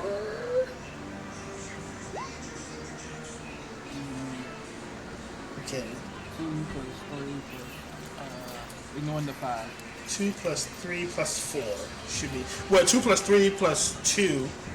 It's enough. Whatever it is, this thing had 4 HP. You cut its head off, and it falls on the ground dead. Alrighty. Anything else, Kite? Let me check something. Mm-hmm. I'm gonna use my full movement to get that right now. Bro's over here playing Sword Art Online. Rever, it's your turn.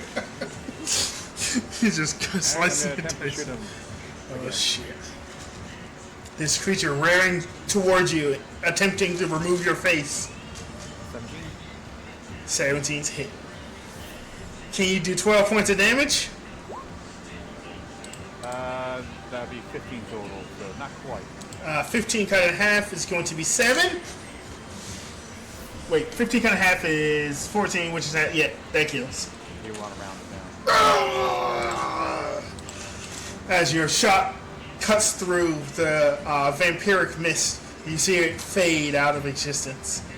Screech fading away alongside it. And as you kill the last combatant on the battlefield, you go silent. Yeah, well, I think we made it. Is the guy still squirming on the tree over there? There was somebody squirming on the tree. It was just a goblin body tied to a tree. So we quickly see if there's any valuable to take and then move on. But probably draw some attention. Who is my watchman today? Watchman, you rolled a 21 today. Kite, as Olaf dispels his concentration and you guys start going through the bodies to find any valuables, you find pretty much nothing of real value on the goblins. You can tell that these goblins are from the spellcasting clan. They go by the Fog Eaters. They essentially they specialize in arcane magics, using the fog itself as like a conduit to cast their spells. And then they also have with them aberrations as familiars, like that big one that's in the middle there, where the mist monster came from. As you go through the bodies, you approach the goblin on the tree. And he kind of opens his eye and looks at you for a quick second and then closes it.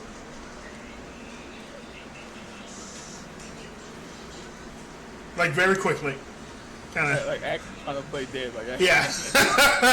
Yes. Now is this like he's part of the Fog Eaters, or is he in the other goblin family? All of the Fog Eaters are red-skinned goblinoids that have tattoos on them, and he is the same. You can see, however, that he has bruises, fresh cuts, all like signs of torture and punishment on his body. I kind of look back at the group like,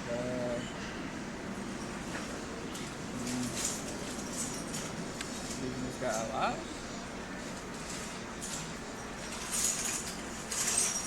I'm trying to remember what He looks up at you, very scared. what relations you had with this goblin. Well, it's kind of like trying to remember like what Kay just told me about when last time they found these guys. There was some aspirations. So Really? the only relationship that you guys really have with them is they don't mess with you, you don't mess with them. Like, and we know the other goblins, the martial goblins, hate people. Yeah. Well, they work together. The Goblinoid clans don't really war with each other. They have their own Equal fight. territories. Yeah, pretty much. I feel we let him go his own way, but we don't really help too much. We just say, hey, you owe us one, and get going. The Goblin is going to ask why you're out here. That's our business.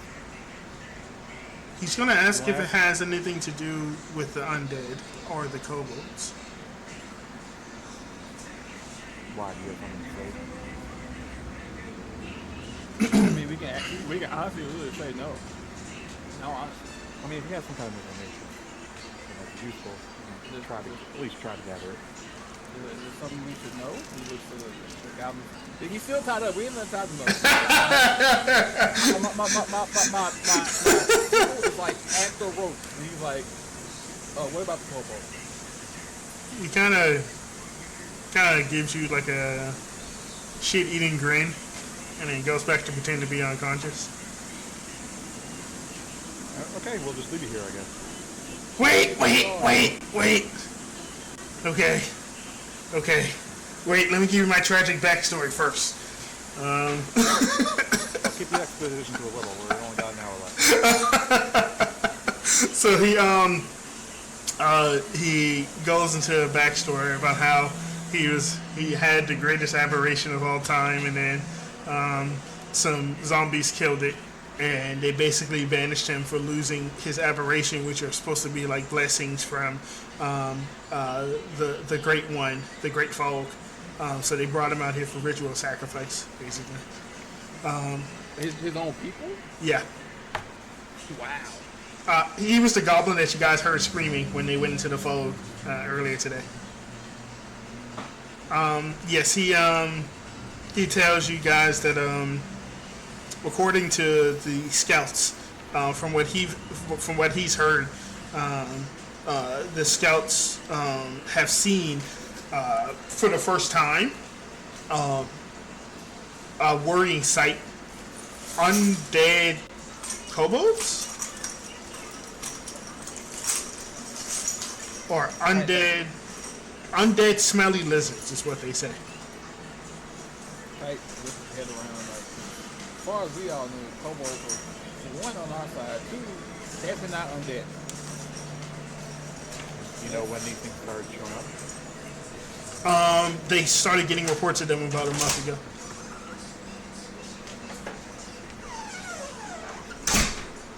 And these undead just happen to come upon you getting sacrificed, and then try to sacrifice you, Kind of shrugs.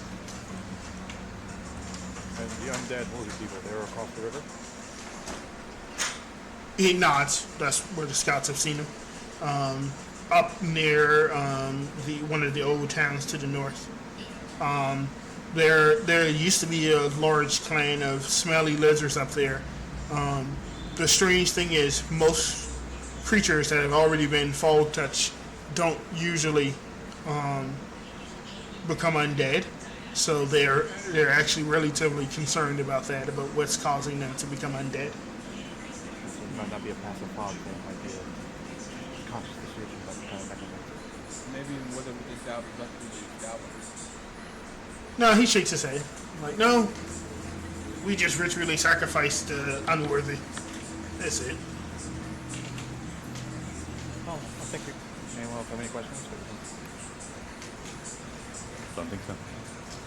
Can I go now? Yeah, sure. He kind of double checks everybody, and he slashes through his boat, kind of waves his skipper to the side, like, Try not to get sacrificed. As soon as I go back, they're probably going to kill me. Can I come with you guys? So, What, do you know how to make it one of those things? Or? You don't really make them. You just kind of, if you're blessed by the fog, you just kind of wake up with one, and then you can sick it on your enemies. It's really cool. It eats them alive, and there's a lot of blood and guts everywhere. It's really cool. How sneaky are you? He's very very much like an older goblin. You can see he's got like gray hair. He carries like a quarter staff. He seems more of a caster than he is like a fighter. I think it's fine. Just take them with us. no harm, like, you can't go Maybe home. just throws one or two spells out when he dies, and that's something we didn't have before. Yeah, It's not bad. Yeah. I think I got a few spells on me. He steps this way and then he casts a sacred flame on the aberration. Alright. I still yeah, got you it. come with us. but if you betray us, I will stick a bolt through your eye. Whoa, chill out, man. We're cool. My name is Dales. Hey, Dale, just letting you know consequences. So, keep that in the back of your mind. Else, if you distinguish yourself and so you're trustworthy among us, well, Robert come back home with us and sneak all your friends and everything. Whoa. Well, I mean, they did try to kill me.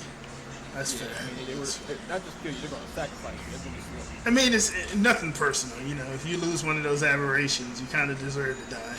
That's just one of those things. Alrighty. And you guys have just finished phase 1.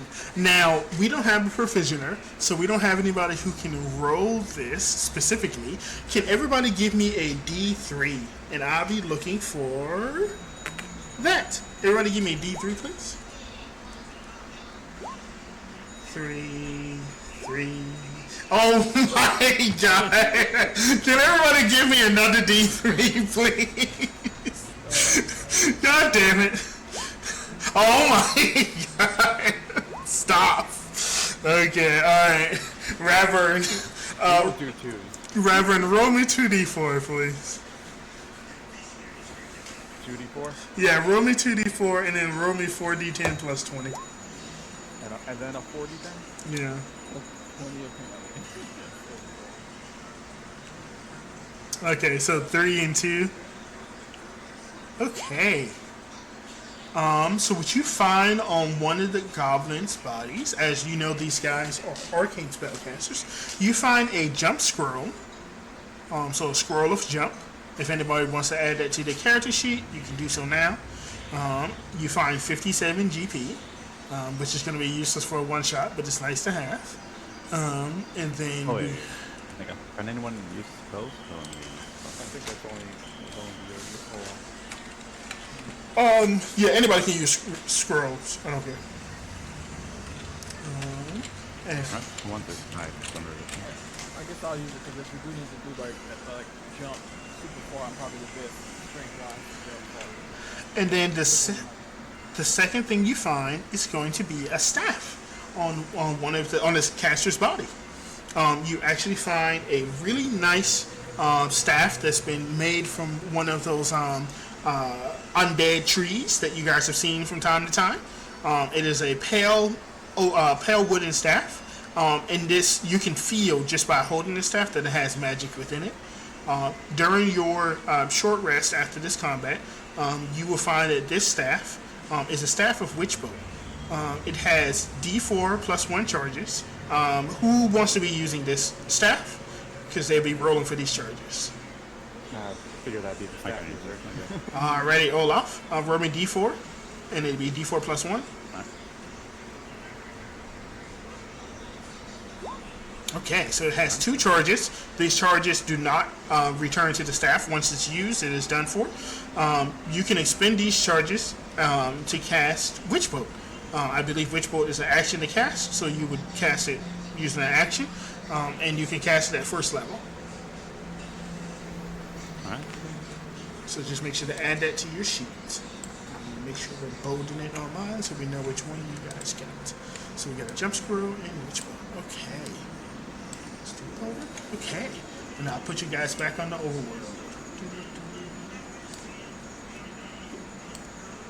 Like that. And we go back here. Okay. I believe that was your third movement of the day, Olaf. Go ahead and give me one more. Oh, is this a quarter? Yes. Stuff with it, or- Yeah, it'll be a quarterstaff. Alright, let's move it. Alrighty. As you move this way, you can see far to the northeast. There's a little farming homestead at the water's edge. You would have heard tell of this farming homestead actually being used by those little smelly lizard dragonoids that the goblin was telling you about. It is now abandoned, at least as far as you guys know. You haven't traveled out here in a couple months, so you don't know exactly what's out here, but the last report is that it was abandoned. Alrighty.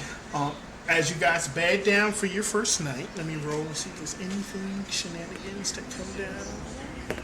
Ooh. You guys are able to have a full night's rest, no problem. For those of you who took damage, I think only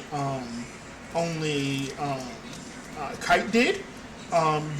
We used the same rules that we did last time. So you have a pool of hit dice, and you can roll as many hit dice as you want to on a long rest to recover, and you gain hit dice equal to your total pool round, half of your total pool round up. So if you are like a level 3 and you used all your hit dice, you could at the end of a long rest gain 2 back basically. I don't know if Kite, do you need to heal at all? Are you back from the bathroom or? No, he's still. Okay. Yeah, I think. I imagine with barbarian hit dice, you should be alright.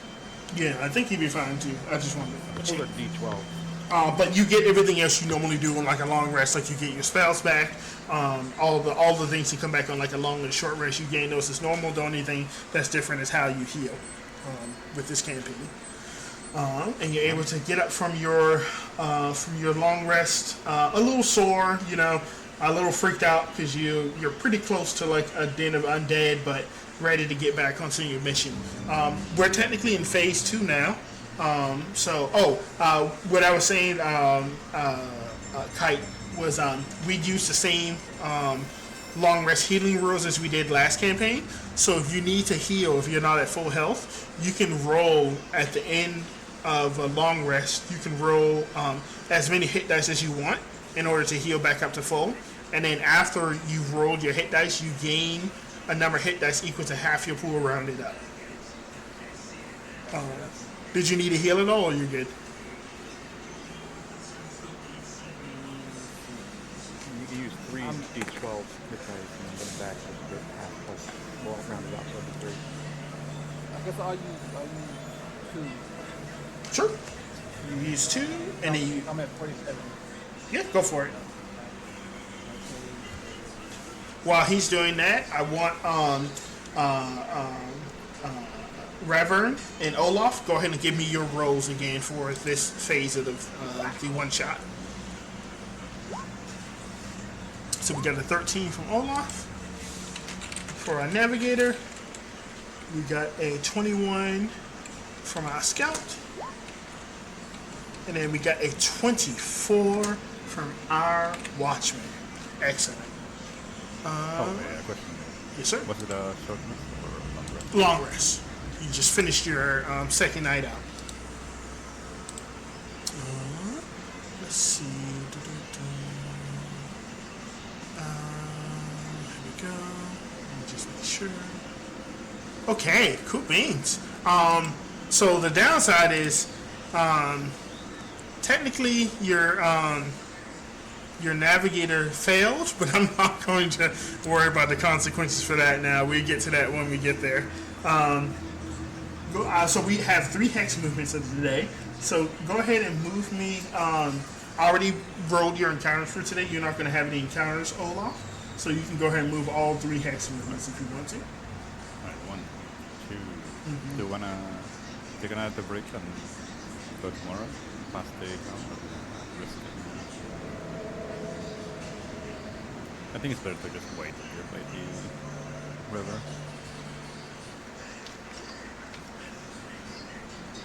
Any comments, guys? Yeah, sure. Yeah, I don't want to stay. I don't want to camp right next to the house. For our scout, can you roll me a d6, please?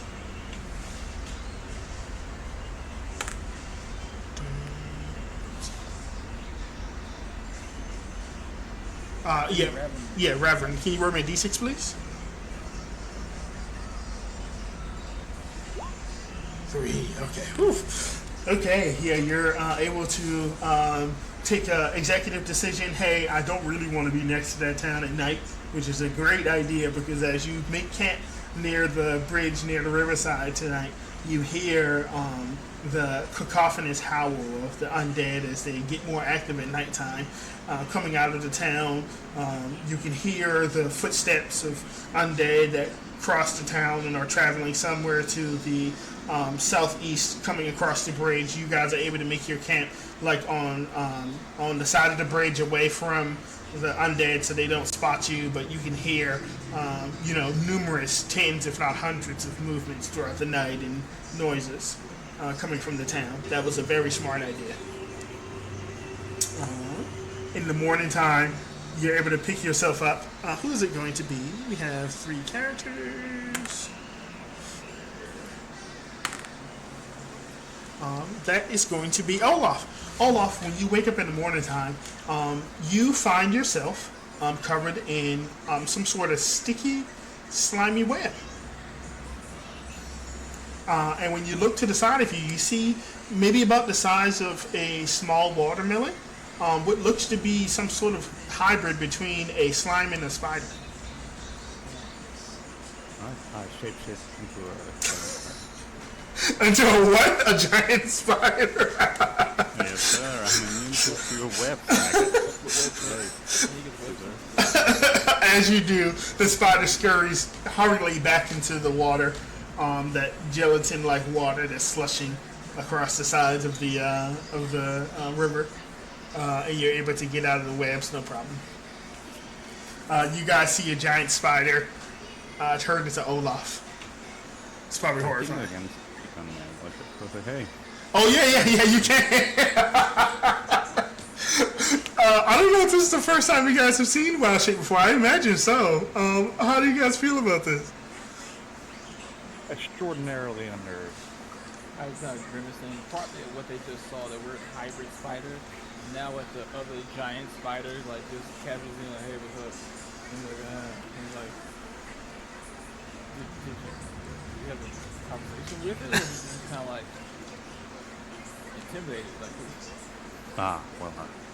You see, I thought I was going to be killed by the little spider, so I just let this move out. I thought it was kind of but Mega, this is important. So we didn't see it go across the water like some spiders can in real life. It went in the water. Oh yeah, it just like right in. Oh, that's actually terrifying. Yeah, it made a sucking sound when it went in because it's the water's made out of gelatin. It's made out of gelatin. You know, he, she, we. Clean water. Yeah, it's Vaseline. Yeah, pretty much. The water you use to take makeup off and stuff. Yeah. So I kind of stares at the water for a second, and like we'll walk a little further away from it for the rest of the Alrighty, Olaf, we still have your 13 from the beginning of the phase. Go ahead and move us your first hex movement because today's a little bit more complicated than the last one. Alright. And I'll be staying on spider until it lasts. Which is half my level around the down, I think. Something like that. Oh, so you want to be able to stay for the whole Like a- day phase. So Stay halfway on that spider. halfway through your phase, you slowly change back into. Are you a human? Yes, sir. Alrighty.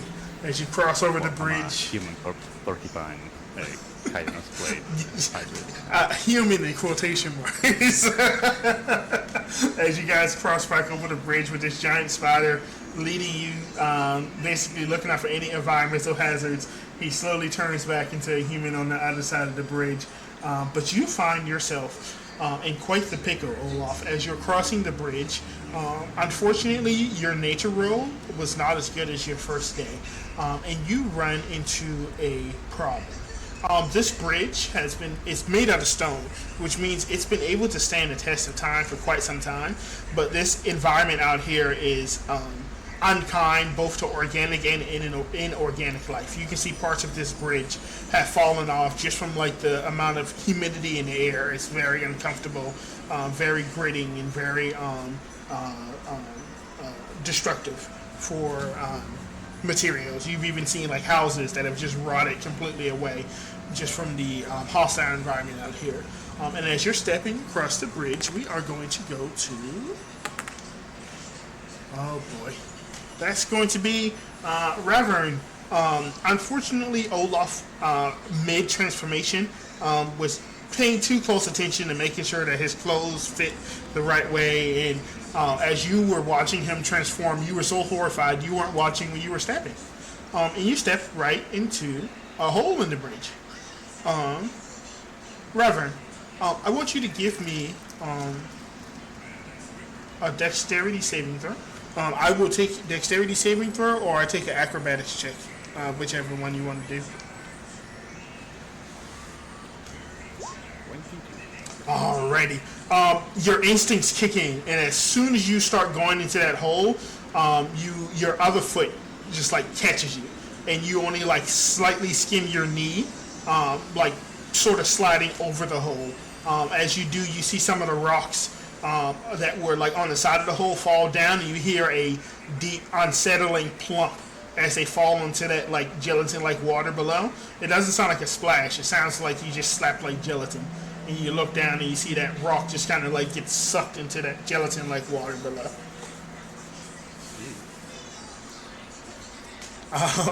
Olaf, do you feel like you're navigating well? You good? Yeah, I'm great. Okay, all right. So you've crossed the bridge in the morning time. Go ahead and give me your second hex movement of the day, Olaf. As you go further from the town, you can hear some, like, not as loud as it gets at nighttime. It gets way louder at nighttime.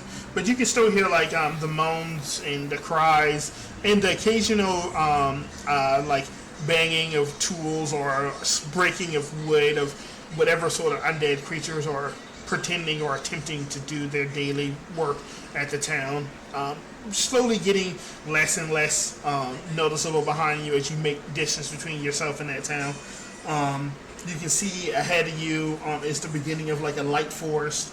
You can see a collection of trees. Half of the trees are like upside down, which is a very weird sight. They have like what looks to be like drooping roots up top, and at the bottom they almost have like a fibrous green growth that's like holding them tight to the ground. It's like the roots and the leaves have like traded places, basically. The other half of the trees are right side up, but they're completely bone white and devoid of all leaves, as if they're just completely dead. As you start crossing from the grasslands into the light forest, you probably don't have to go very far because you can see the hill that Maxwell told you about. That you know where the kobolds live. That hill is like right to your north, maybe about 3 or 4 hours out from arriving. During this part of the day, you see the occasional mutated prey creature like a rabbit with 2 heads, peering at you from a hole. You see a pack of cataract-eyed, furless wolves run by. Nothing accosts you, however, you're able to navigate the party away from any sort of hazardous environments. And go ahead and give me that third hex movement of the day, Mr. Alrighty. Exactly where you need it to be. So you're able to follow the instructions from Maxwell. He tells you the kobold cave is very well hidden. You need to keep a particularly pertinent eye out, but between the watchful eye of Kite and the perceptive sleuthing of Ravern, you're able to find that cave mouth no problem. However, there is a problem. And I'll take you there in a second. Just make sure. I just have to do one thing. One more thing. You're gone, and you're gone, and yeah, I think that's good. That looks good. Yeah, sure. 1 second, guys. There's some really bad things happening, so you need to be prepared. Yeah, your little goblin buddy won't shut up about how he was once somebody important. His father is like the clan leader of the Fog Eaters, and if you if he manages to just only kill like 4 unworthy or 3 unworthy. Forsaken, he would be back in their good graces. And you have to like remind him, like, hey, we're Forsaken. And he's like, oh, yeah. Yeah, you're gonna get good. I would probably just We might just knock it. Can you guys see the battlefield? Can you guys see? Can you see?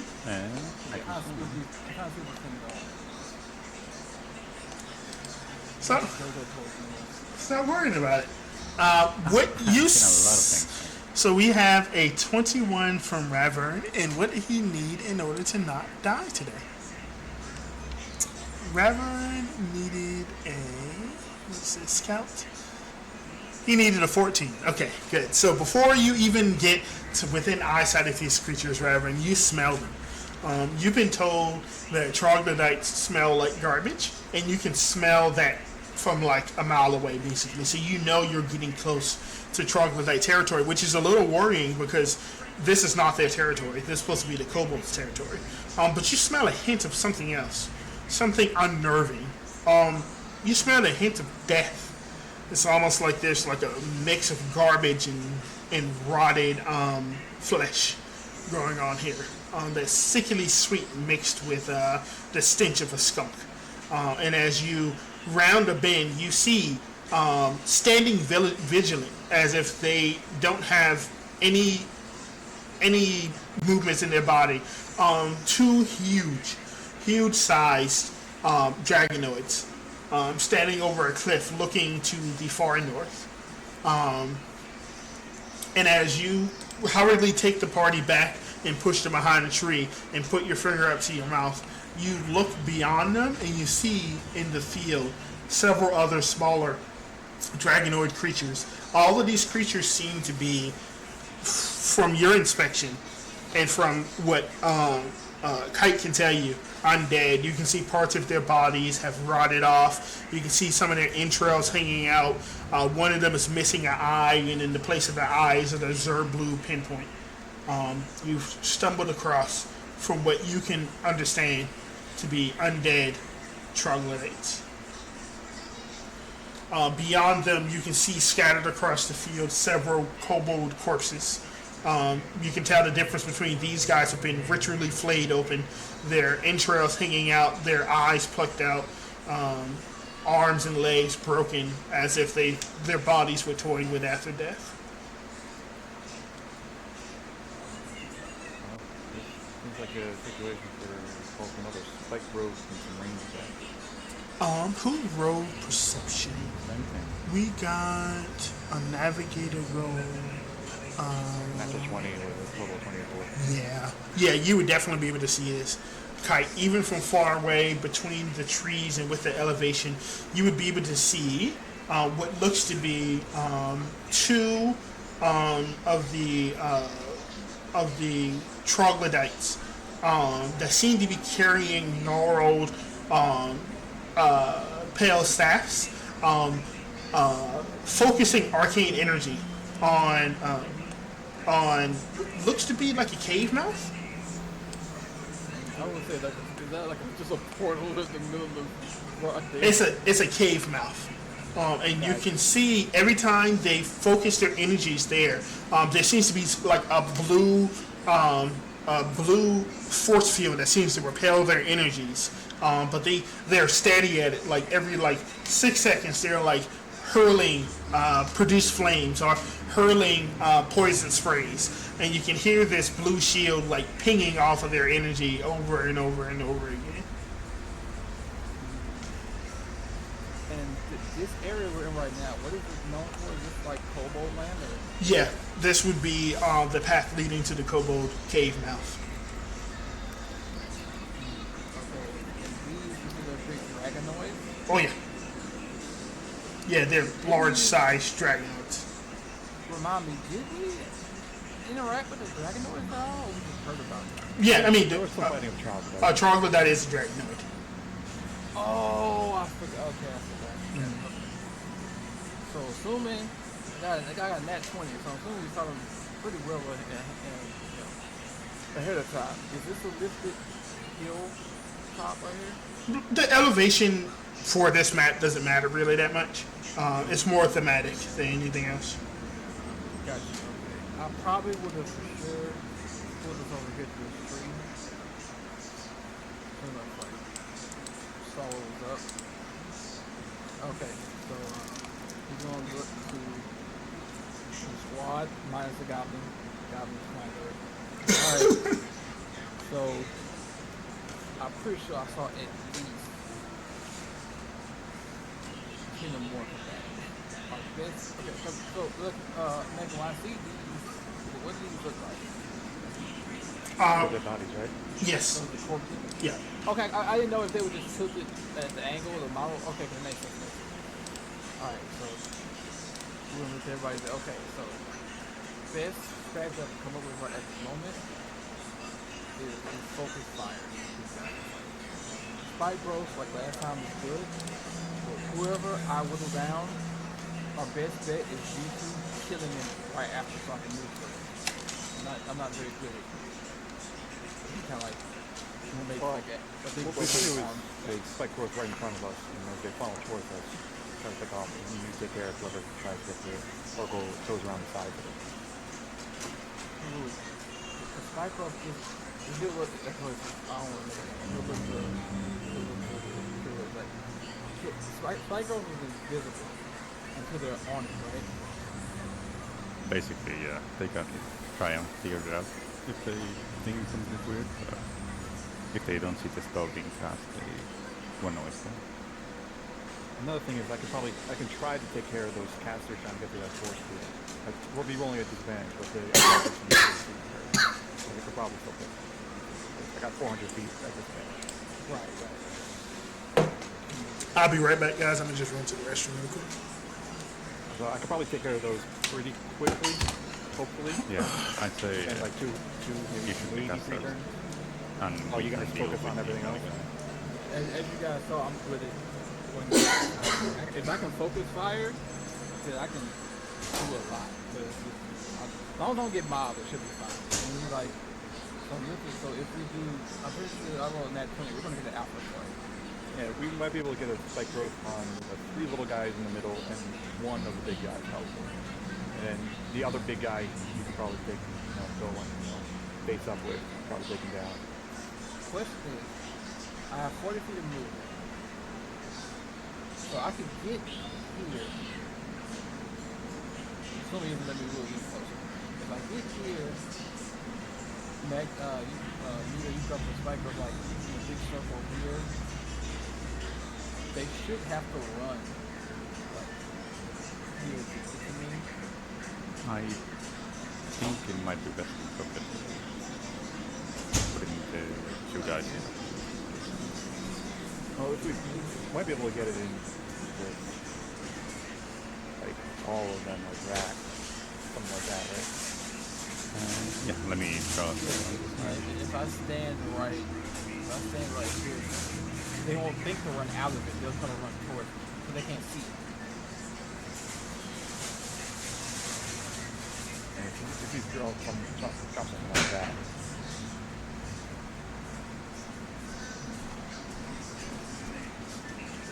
Actually, it should be smaller than that. It's a 40 foot diameter. Let me check.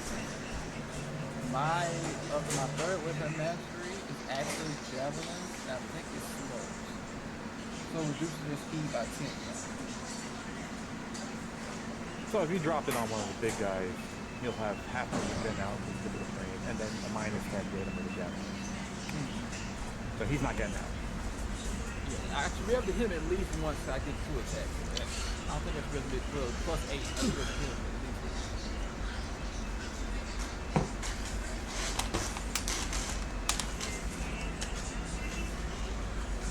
And the little guys, I'm really, to be really honest, unless they're passive, I'm not worried about the I'm worried about the fuckers. They're probably gonna like grapple and use it. If we can trust on the model, it looks like there's another caster on the left side, another one on the right side. Actually, I'm doing this. I'm using it. I think You it's got like the orange one on the right, and then the green one on the left that looks like the caster models. Oh yeah, and the two of the portal, obviously. Yeah, one to the right, orange, like you said, and then. It's like underneath the big one. I don't know if that's. Oh, I don't know if that's on purpose. Yeah, I don't know. Last one, Mega gets back. Yeah. What about this circle? On the right, on the left side, is that caster green guy underneath the blue big one? Oh, that was not supposed to be on purpose, huh? Is he getting bullied or something? He's sitting on him? No. It's supposed to be out here. Oh, okay. Oh, okay. See, that kind of changes. I don't know if it's better for you to. Yeah, my Rock buddy it here, take like, look. care of the casters closer.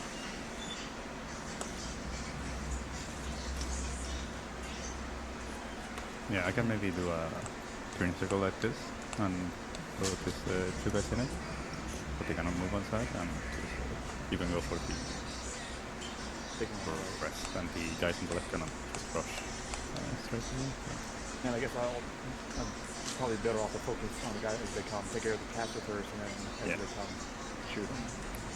Because, wait, you can move Spike Bro, right? No.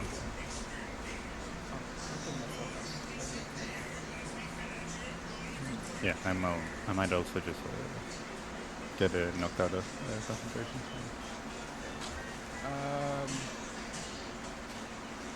So you say you want to go right here?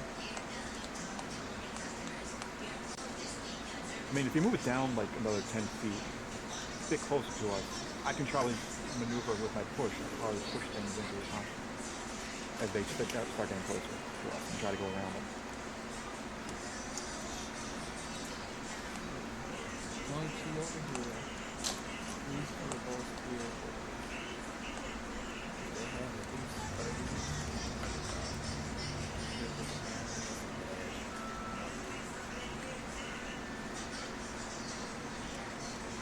So say we are, I say I can try to take care of the green caster right away. Put two bolts Yeah, I think into him and that's hopefully die. what the rest. Everybody else is melee. I'd argue, because it's terrain, it might legit be better to put the fight with like here. And then we're all running to it. There's so much work. Would that be, Mega, would that, like, clip thing, you said it was more aesthetic rather than impactful, right? Yeah. So they did that, yeah, so that, it doesn't really matter that doesn't. Yeah. But if you move the cycle like down 5 feet to the right 5 feet, try to just take up more space of where it could be. I think that'd be. Now, do you think I should attack from range while I run up on somebody? I mean, if you can get like in the middle, yeah, like right around there, and throw javelin, and then kind of make yourself a target, funnel things towards you. I can try to pick off as they come close, push what I can as like this, that kind of thing. All right, so we get the same advantage as last time. With the net team, right, baby? Yeah, you get to get your surprise right now. So this time I will throw my my side weapon, and I will have I'll just use at least initially I'll have my shield up, so I'm up to 18. Mm-hmm.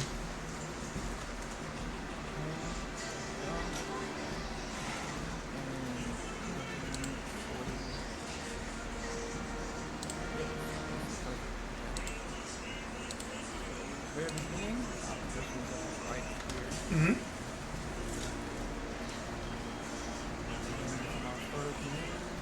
Of course, I'll wait. Yeah. Mm-hmm. I will shoot twice with my javelin. Mm-hmm. On this guy right here. All right. Actually, yeah, depending on if I hit, I'll shoot at this guy next. Sure. I'm assuming I hit the big guy first. Mm-hmm. Alright. Big drugs, no whammy. Whammy time. Oh, never mind. Yeah, unfortunately, that goes clear by him.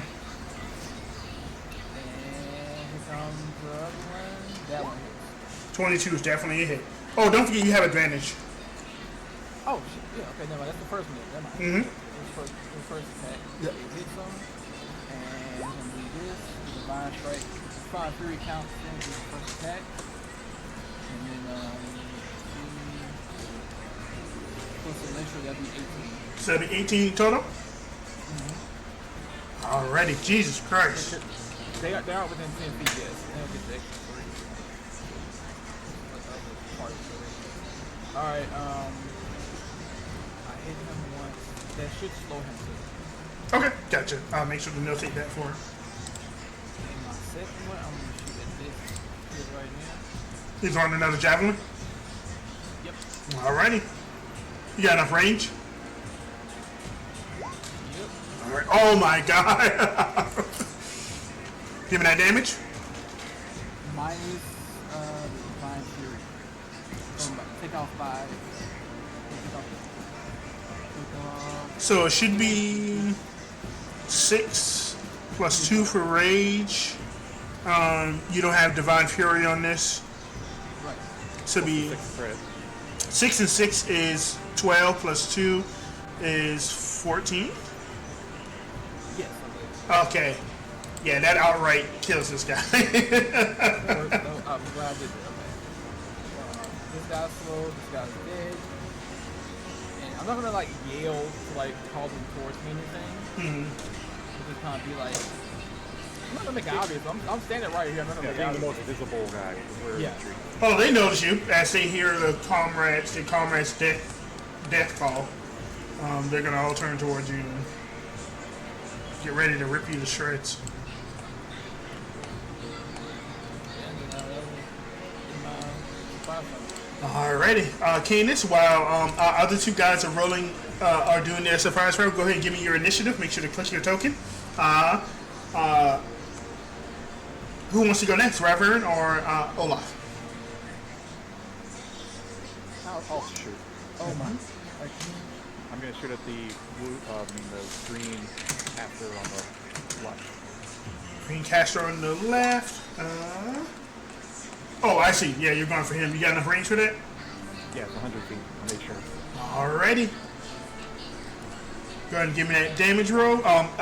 You rolled a 20. Yep, 20's gonna hit. Oh, it would be advantage. Just to give that. Yeah.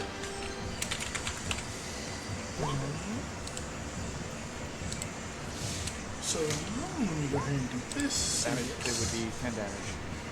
Ooh. On that caster, let me click him. Yeah. Jeez. A decisive blow. Anything else? Oh, I would shoot him again. Yep, he is. Sorry, got his advantage. Go roll one more time. 24 hits. You can't do 12 points of damage. He's gonna be fine. Ooh, closer. 9. Alrighty, he is on death's door. Could I? I probably would have to say beforehand if I wanted to shoot attack, right? Are you a battle master? Yeah. Oh, yeah, you would have to declare it before you attack. Oh, yeah, alright. Alrighty. How about my initiative? Yep, and then while he's doing that, Olaf. Alright, I got the big wings. Like, Right here. yeah. Alrighty, gotcha. Woo. Okay, and then pretty much he would be the only one that would be aware of it. Everybody else is surprised, so they wouldn't be able to see you cast it. Okie dokie. Alrighty, with that, Olaf, go ahead and roll this initiative, and then I think we're gonna finish off this with this one shot with this combat. We'll see how much we can get done before 4, and then we'll see what we can conclude from this combat. Okay, so let me go ahead and put everybody in descending order. Wrong way. Descending. There we go. Alrighty, first up is going to be Ravern. Alright, I'm gonna keep shooting at that guy. Go for it. 26 hits. He has 3 HP. Gone. Pretty sure I can't do less than 3. Yeah, your bonus is 3. Alrighty, a shot flies. That shaman's head falls off, and he walks for a little bit, and then he crumples. Alright, then I'm gonna turn and shoot at the big green one, front green one. Right over here. And do a tripping attack. Alrighty. What does he need to roll to not trip? Check. Mm-hmm. It's a DC 15 strength. Alrighty. These guys have and he fails. So you go ahead and roll me damage for that attack. Alrighty. He is going to be prone. Alrighty. Ooh. We're gonna total of 17. Damn. 17 points of damage in one attack. He is bloodied. Okie dokie. Next up, Olaf. Alright, I'm gonna cast Bark Speed. Come AC 17. And I'm gonna move up. Here. Okay, that was your bonus action. Any actions? No, it's a bonus action. Space, amazing. Lane with my Starry Bliss. 60. Yeah, I'm gonna shoot a Starry Bliss for this guy. Which one is that? Cantrip. Oh no, at which person? Oh, this one. Gotcha. Already 16 is gonna hit. Alright, this is damage. 14 points of Wow. damage. Jeez Louise, that kills him outright. Damn. Okay. Mr. Kite. Height. Rank of this guy. He's exactly 40. He is currently prone, Kite, so you have advantage on all your attacks. Slices down at him. Oh, you entered his range for the first time. Go ahead and make me a DC 10 Constitution saving throw, please. It might be a little higher. Let me double check. Let me double check. Make sure.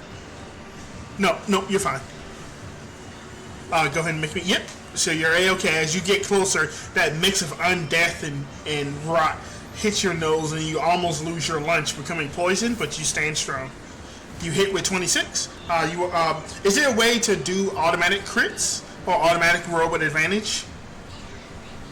Yeah, let me I know you can do that with roll 20. I don't know if you can do it with D&D Beyond. You can. You right click on the roll and then click the damage. That's not normal, but yeah. Gotcha. Okay, so that 26 is going to hit, and that's going to do, how much? That's 12 plus 4, 16. Oh, 18 total. Jeez, he explodes. God damn, dude. Like, oh, God. Yeah, this large-sized creature that now you get close up to it, you can see it. Essentially, you took like a medium-sized creature and you stretched the fuck out of it. That's what these guys basically look like. Oh. Yeah, and basically when you slice through with this 18 points of damage, like these like bones and tendons that are already stretched to the limit, basically just pop. So you get like a bunch of bone and meat and all sorts of viscera just kind of explodes everywhere from all the tension. Okay, that was my first full attack. And now I will throw a javelin. Alrighty, go and give me that attack roll. I forgot these guys have like no HP. Yeah, but there's a lot of them. Yeah, that is true.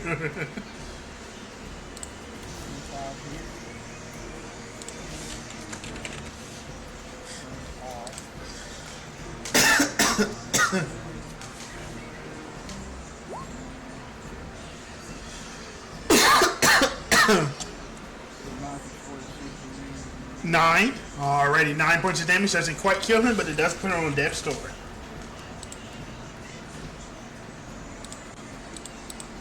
Alrighty, and that should be it for your turn. So next, We have the enemy will go. Alrighty. So this guy. Let me roll for these dudes over here. I think either way they're gonna do this.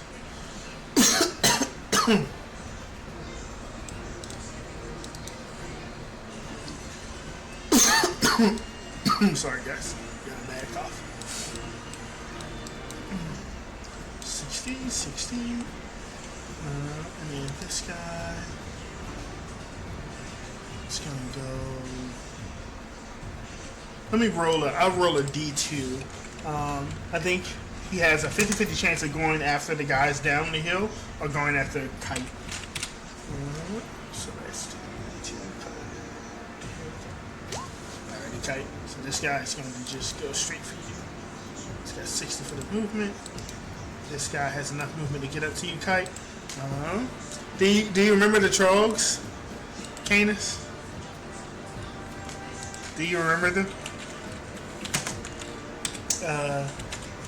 Is it 3D20? Alrighty. What's your AC, Kite? I think you said it was 18. Alrighty, so we got one hit. So it's going to be special. Okay, so that's going to be 4 points, 2 points after reduction of damage. This guy's going to just run up here. These guys are going to keep working on the portal. And then these two guys.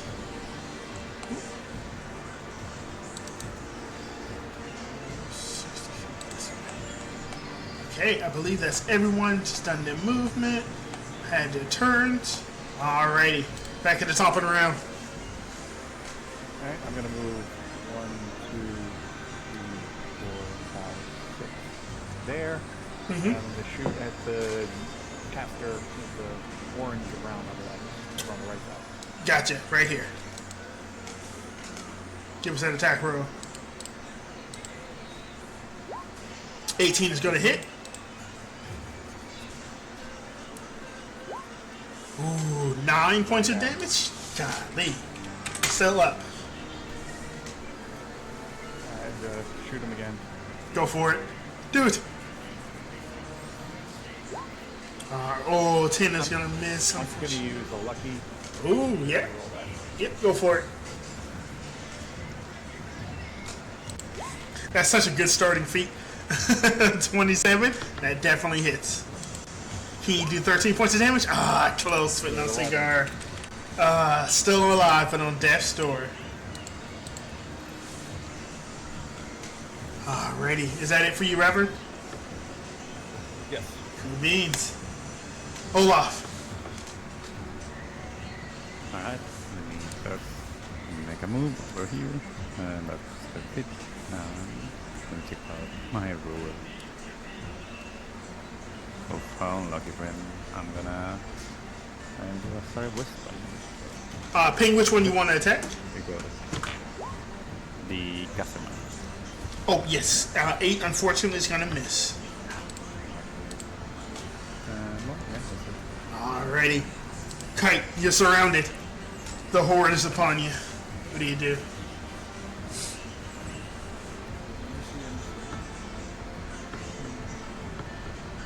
Alright, first off, I'm gonna check the guy who's almost dead. Alrighty. Go for it. Give us that attack roll. You have a shield on, right? Yeah, shield 18. Actually, Be careful. If you want to tick off a shield, it takes an action. gotcha. You got your decision. Okay, so I'll just swing on this wounded. Ooh, let me check his AC. 13 hits. He's got 4 HP. Yeah, he's getting it. Okay, now something's like right in front of me.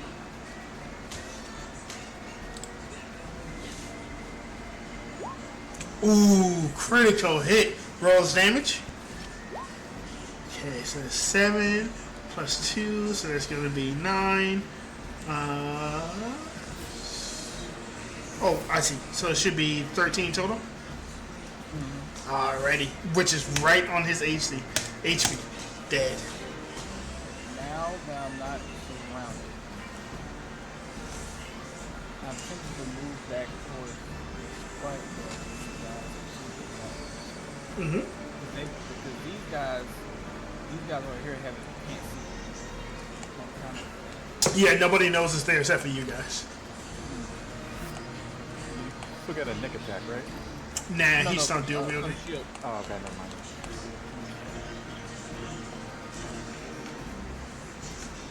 Yeah, pulling back from him might not be a bad idea.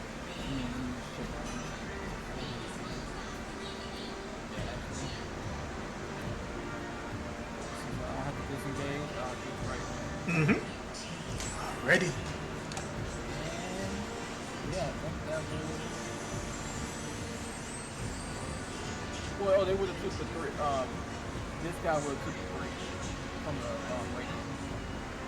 I think he's at the end of your turn, right? So I think you would have to stay there. Oh yeah, but it's not worth it. Just the 3. Oh yeah, I'm moving over. Alrighty. Enemies go. This guy is going to go 15, and then his first movement in there is going to be 25. Owie. Go ahead and roll me that 2d4.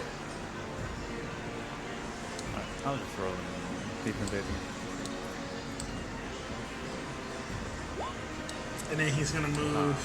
I think he can only move 25 because he doesn't have. Well, I guess if he dashes. So it's 25, so he's going to dash. So it's going to be 35, another 2d4, 45, and then 55. So that's going to be 8 plus 5 is 13. 13 plus 6 is 19. 19 plus 5 is 24. 24. Nah, he's good. Well, he's not good, but he's good. This guy is going to go here. 25, and then that's, I think 25. I don't think he can move in. Can? Yeah, we say he moves.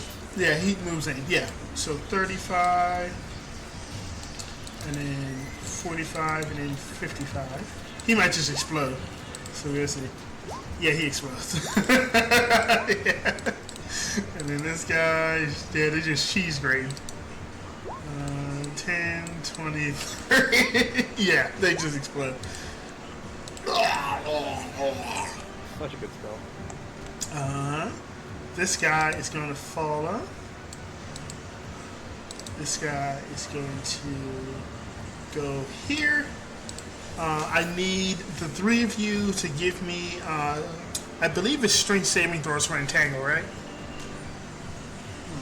Yes.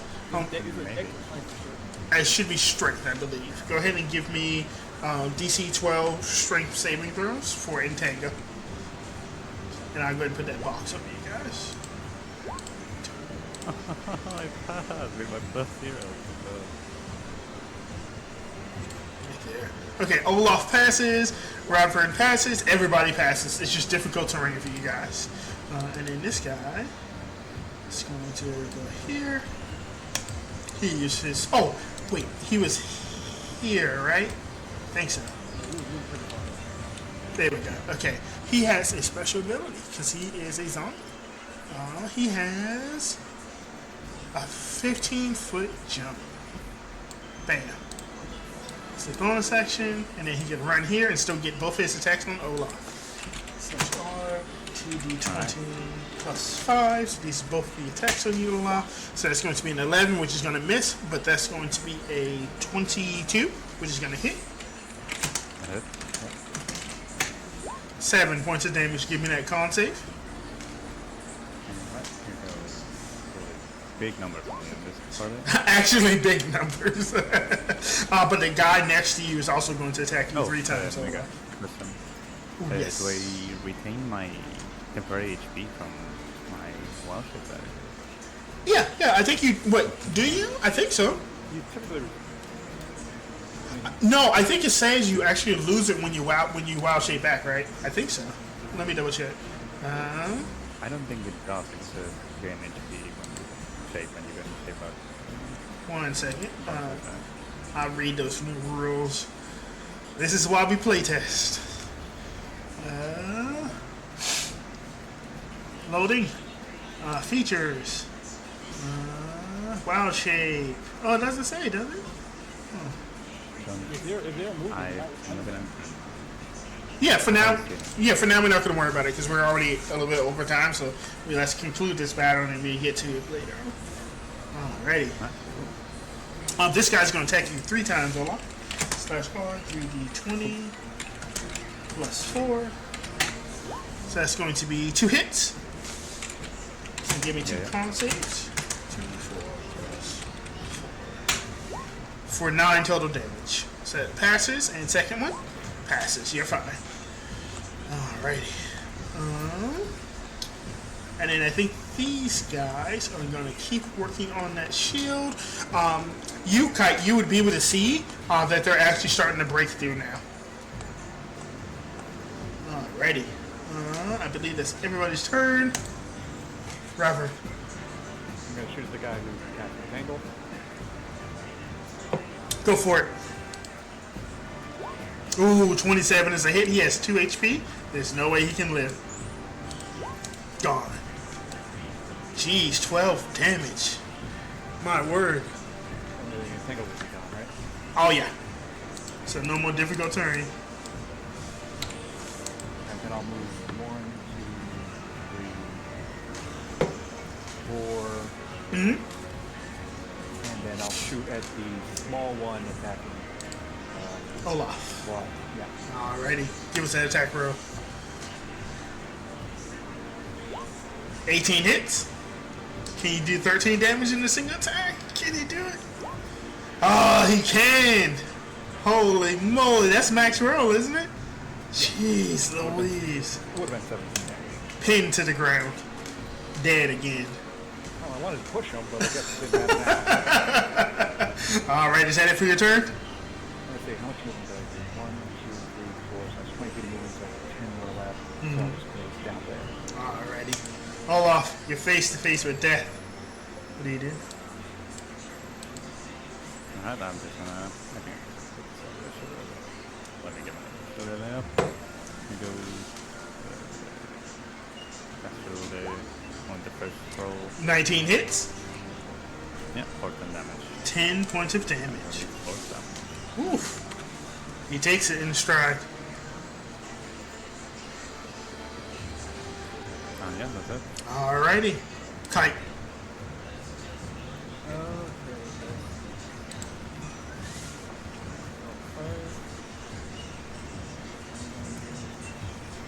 Mm-hmm.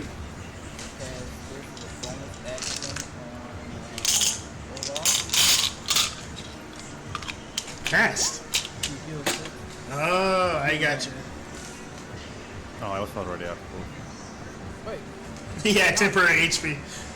Yeah, Oh, no, I really thought he did. Never mind. Never mind. Sure. I thought, no, I forgot about the temp. You're fine, you're fine. So I got hit for like 16.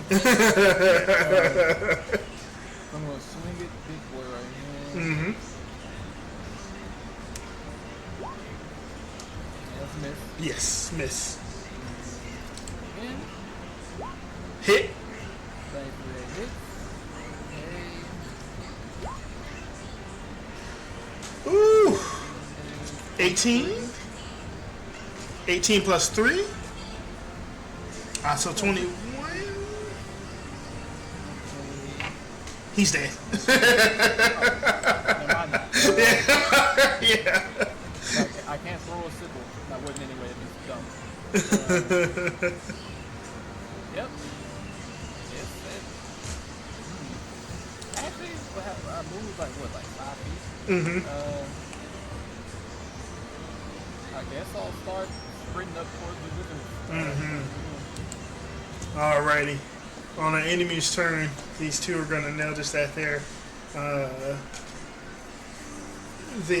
defense is gone, so they're going to take cast and entangle on the kite. Kite, give me a strength saving throw. We'll be looking for 2. Let's do the first one first. You pass. Do a second one.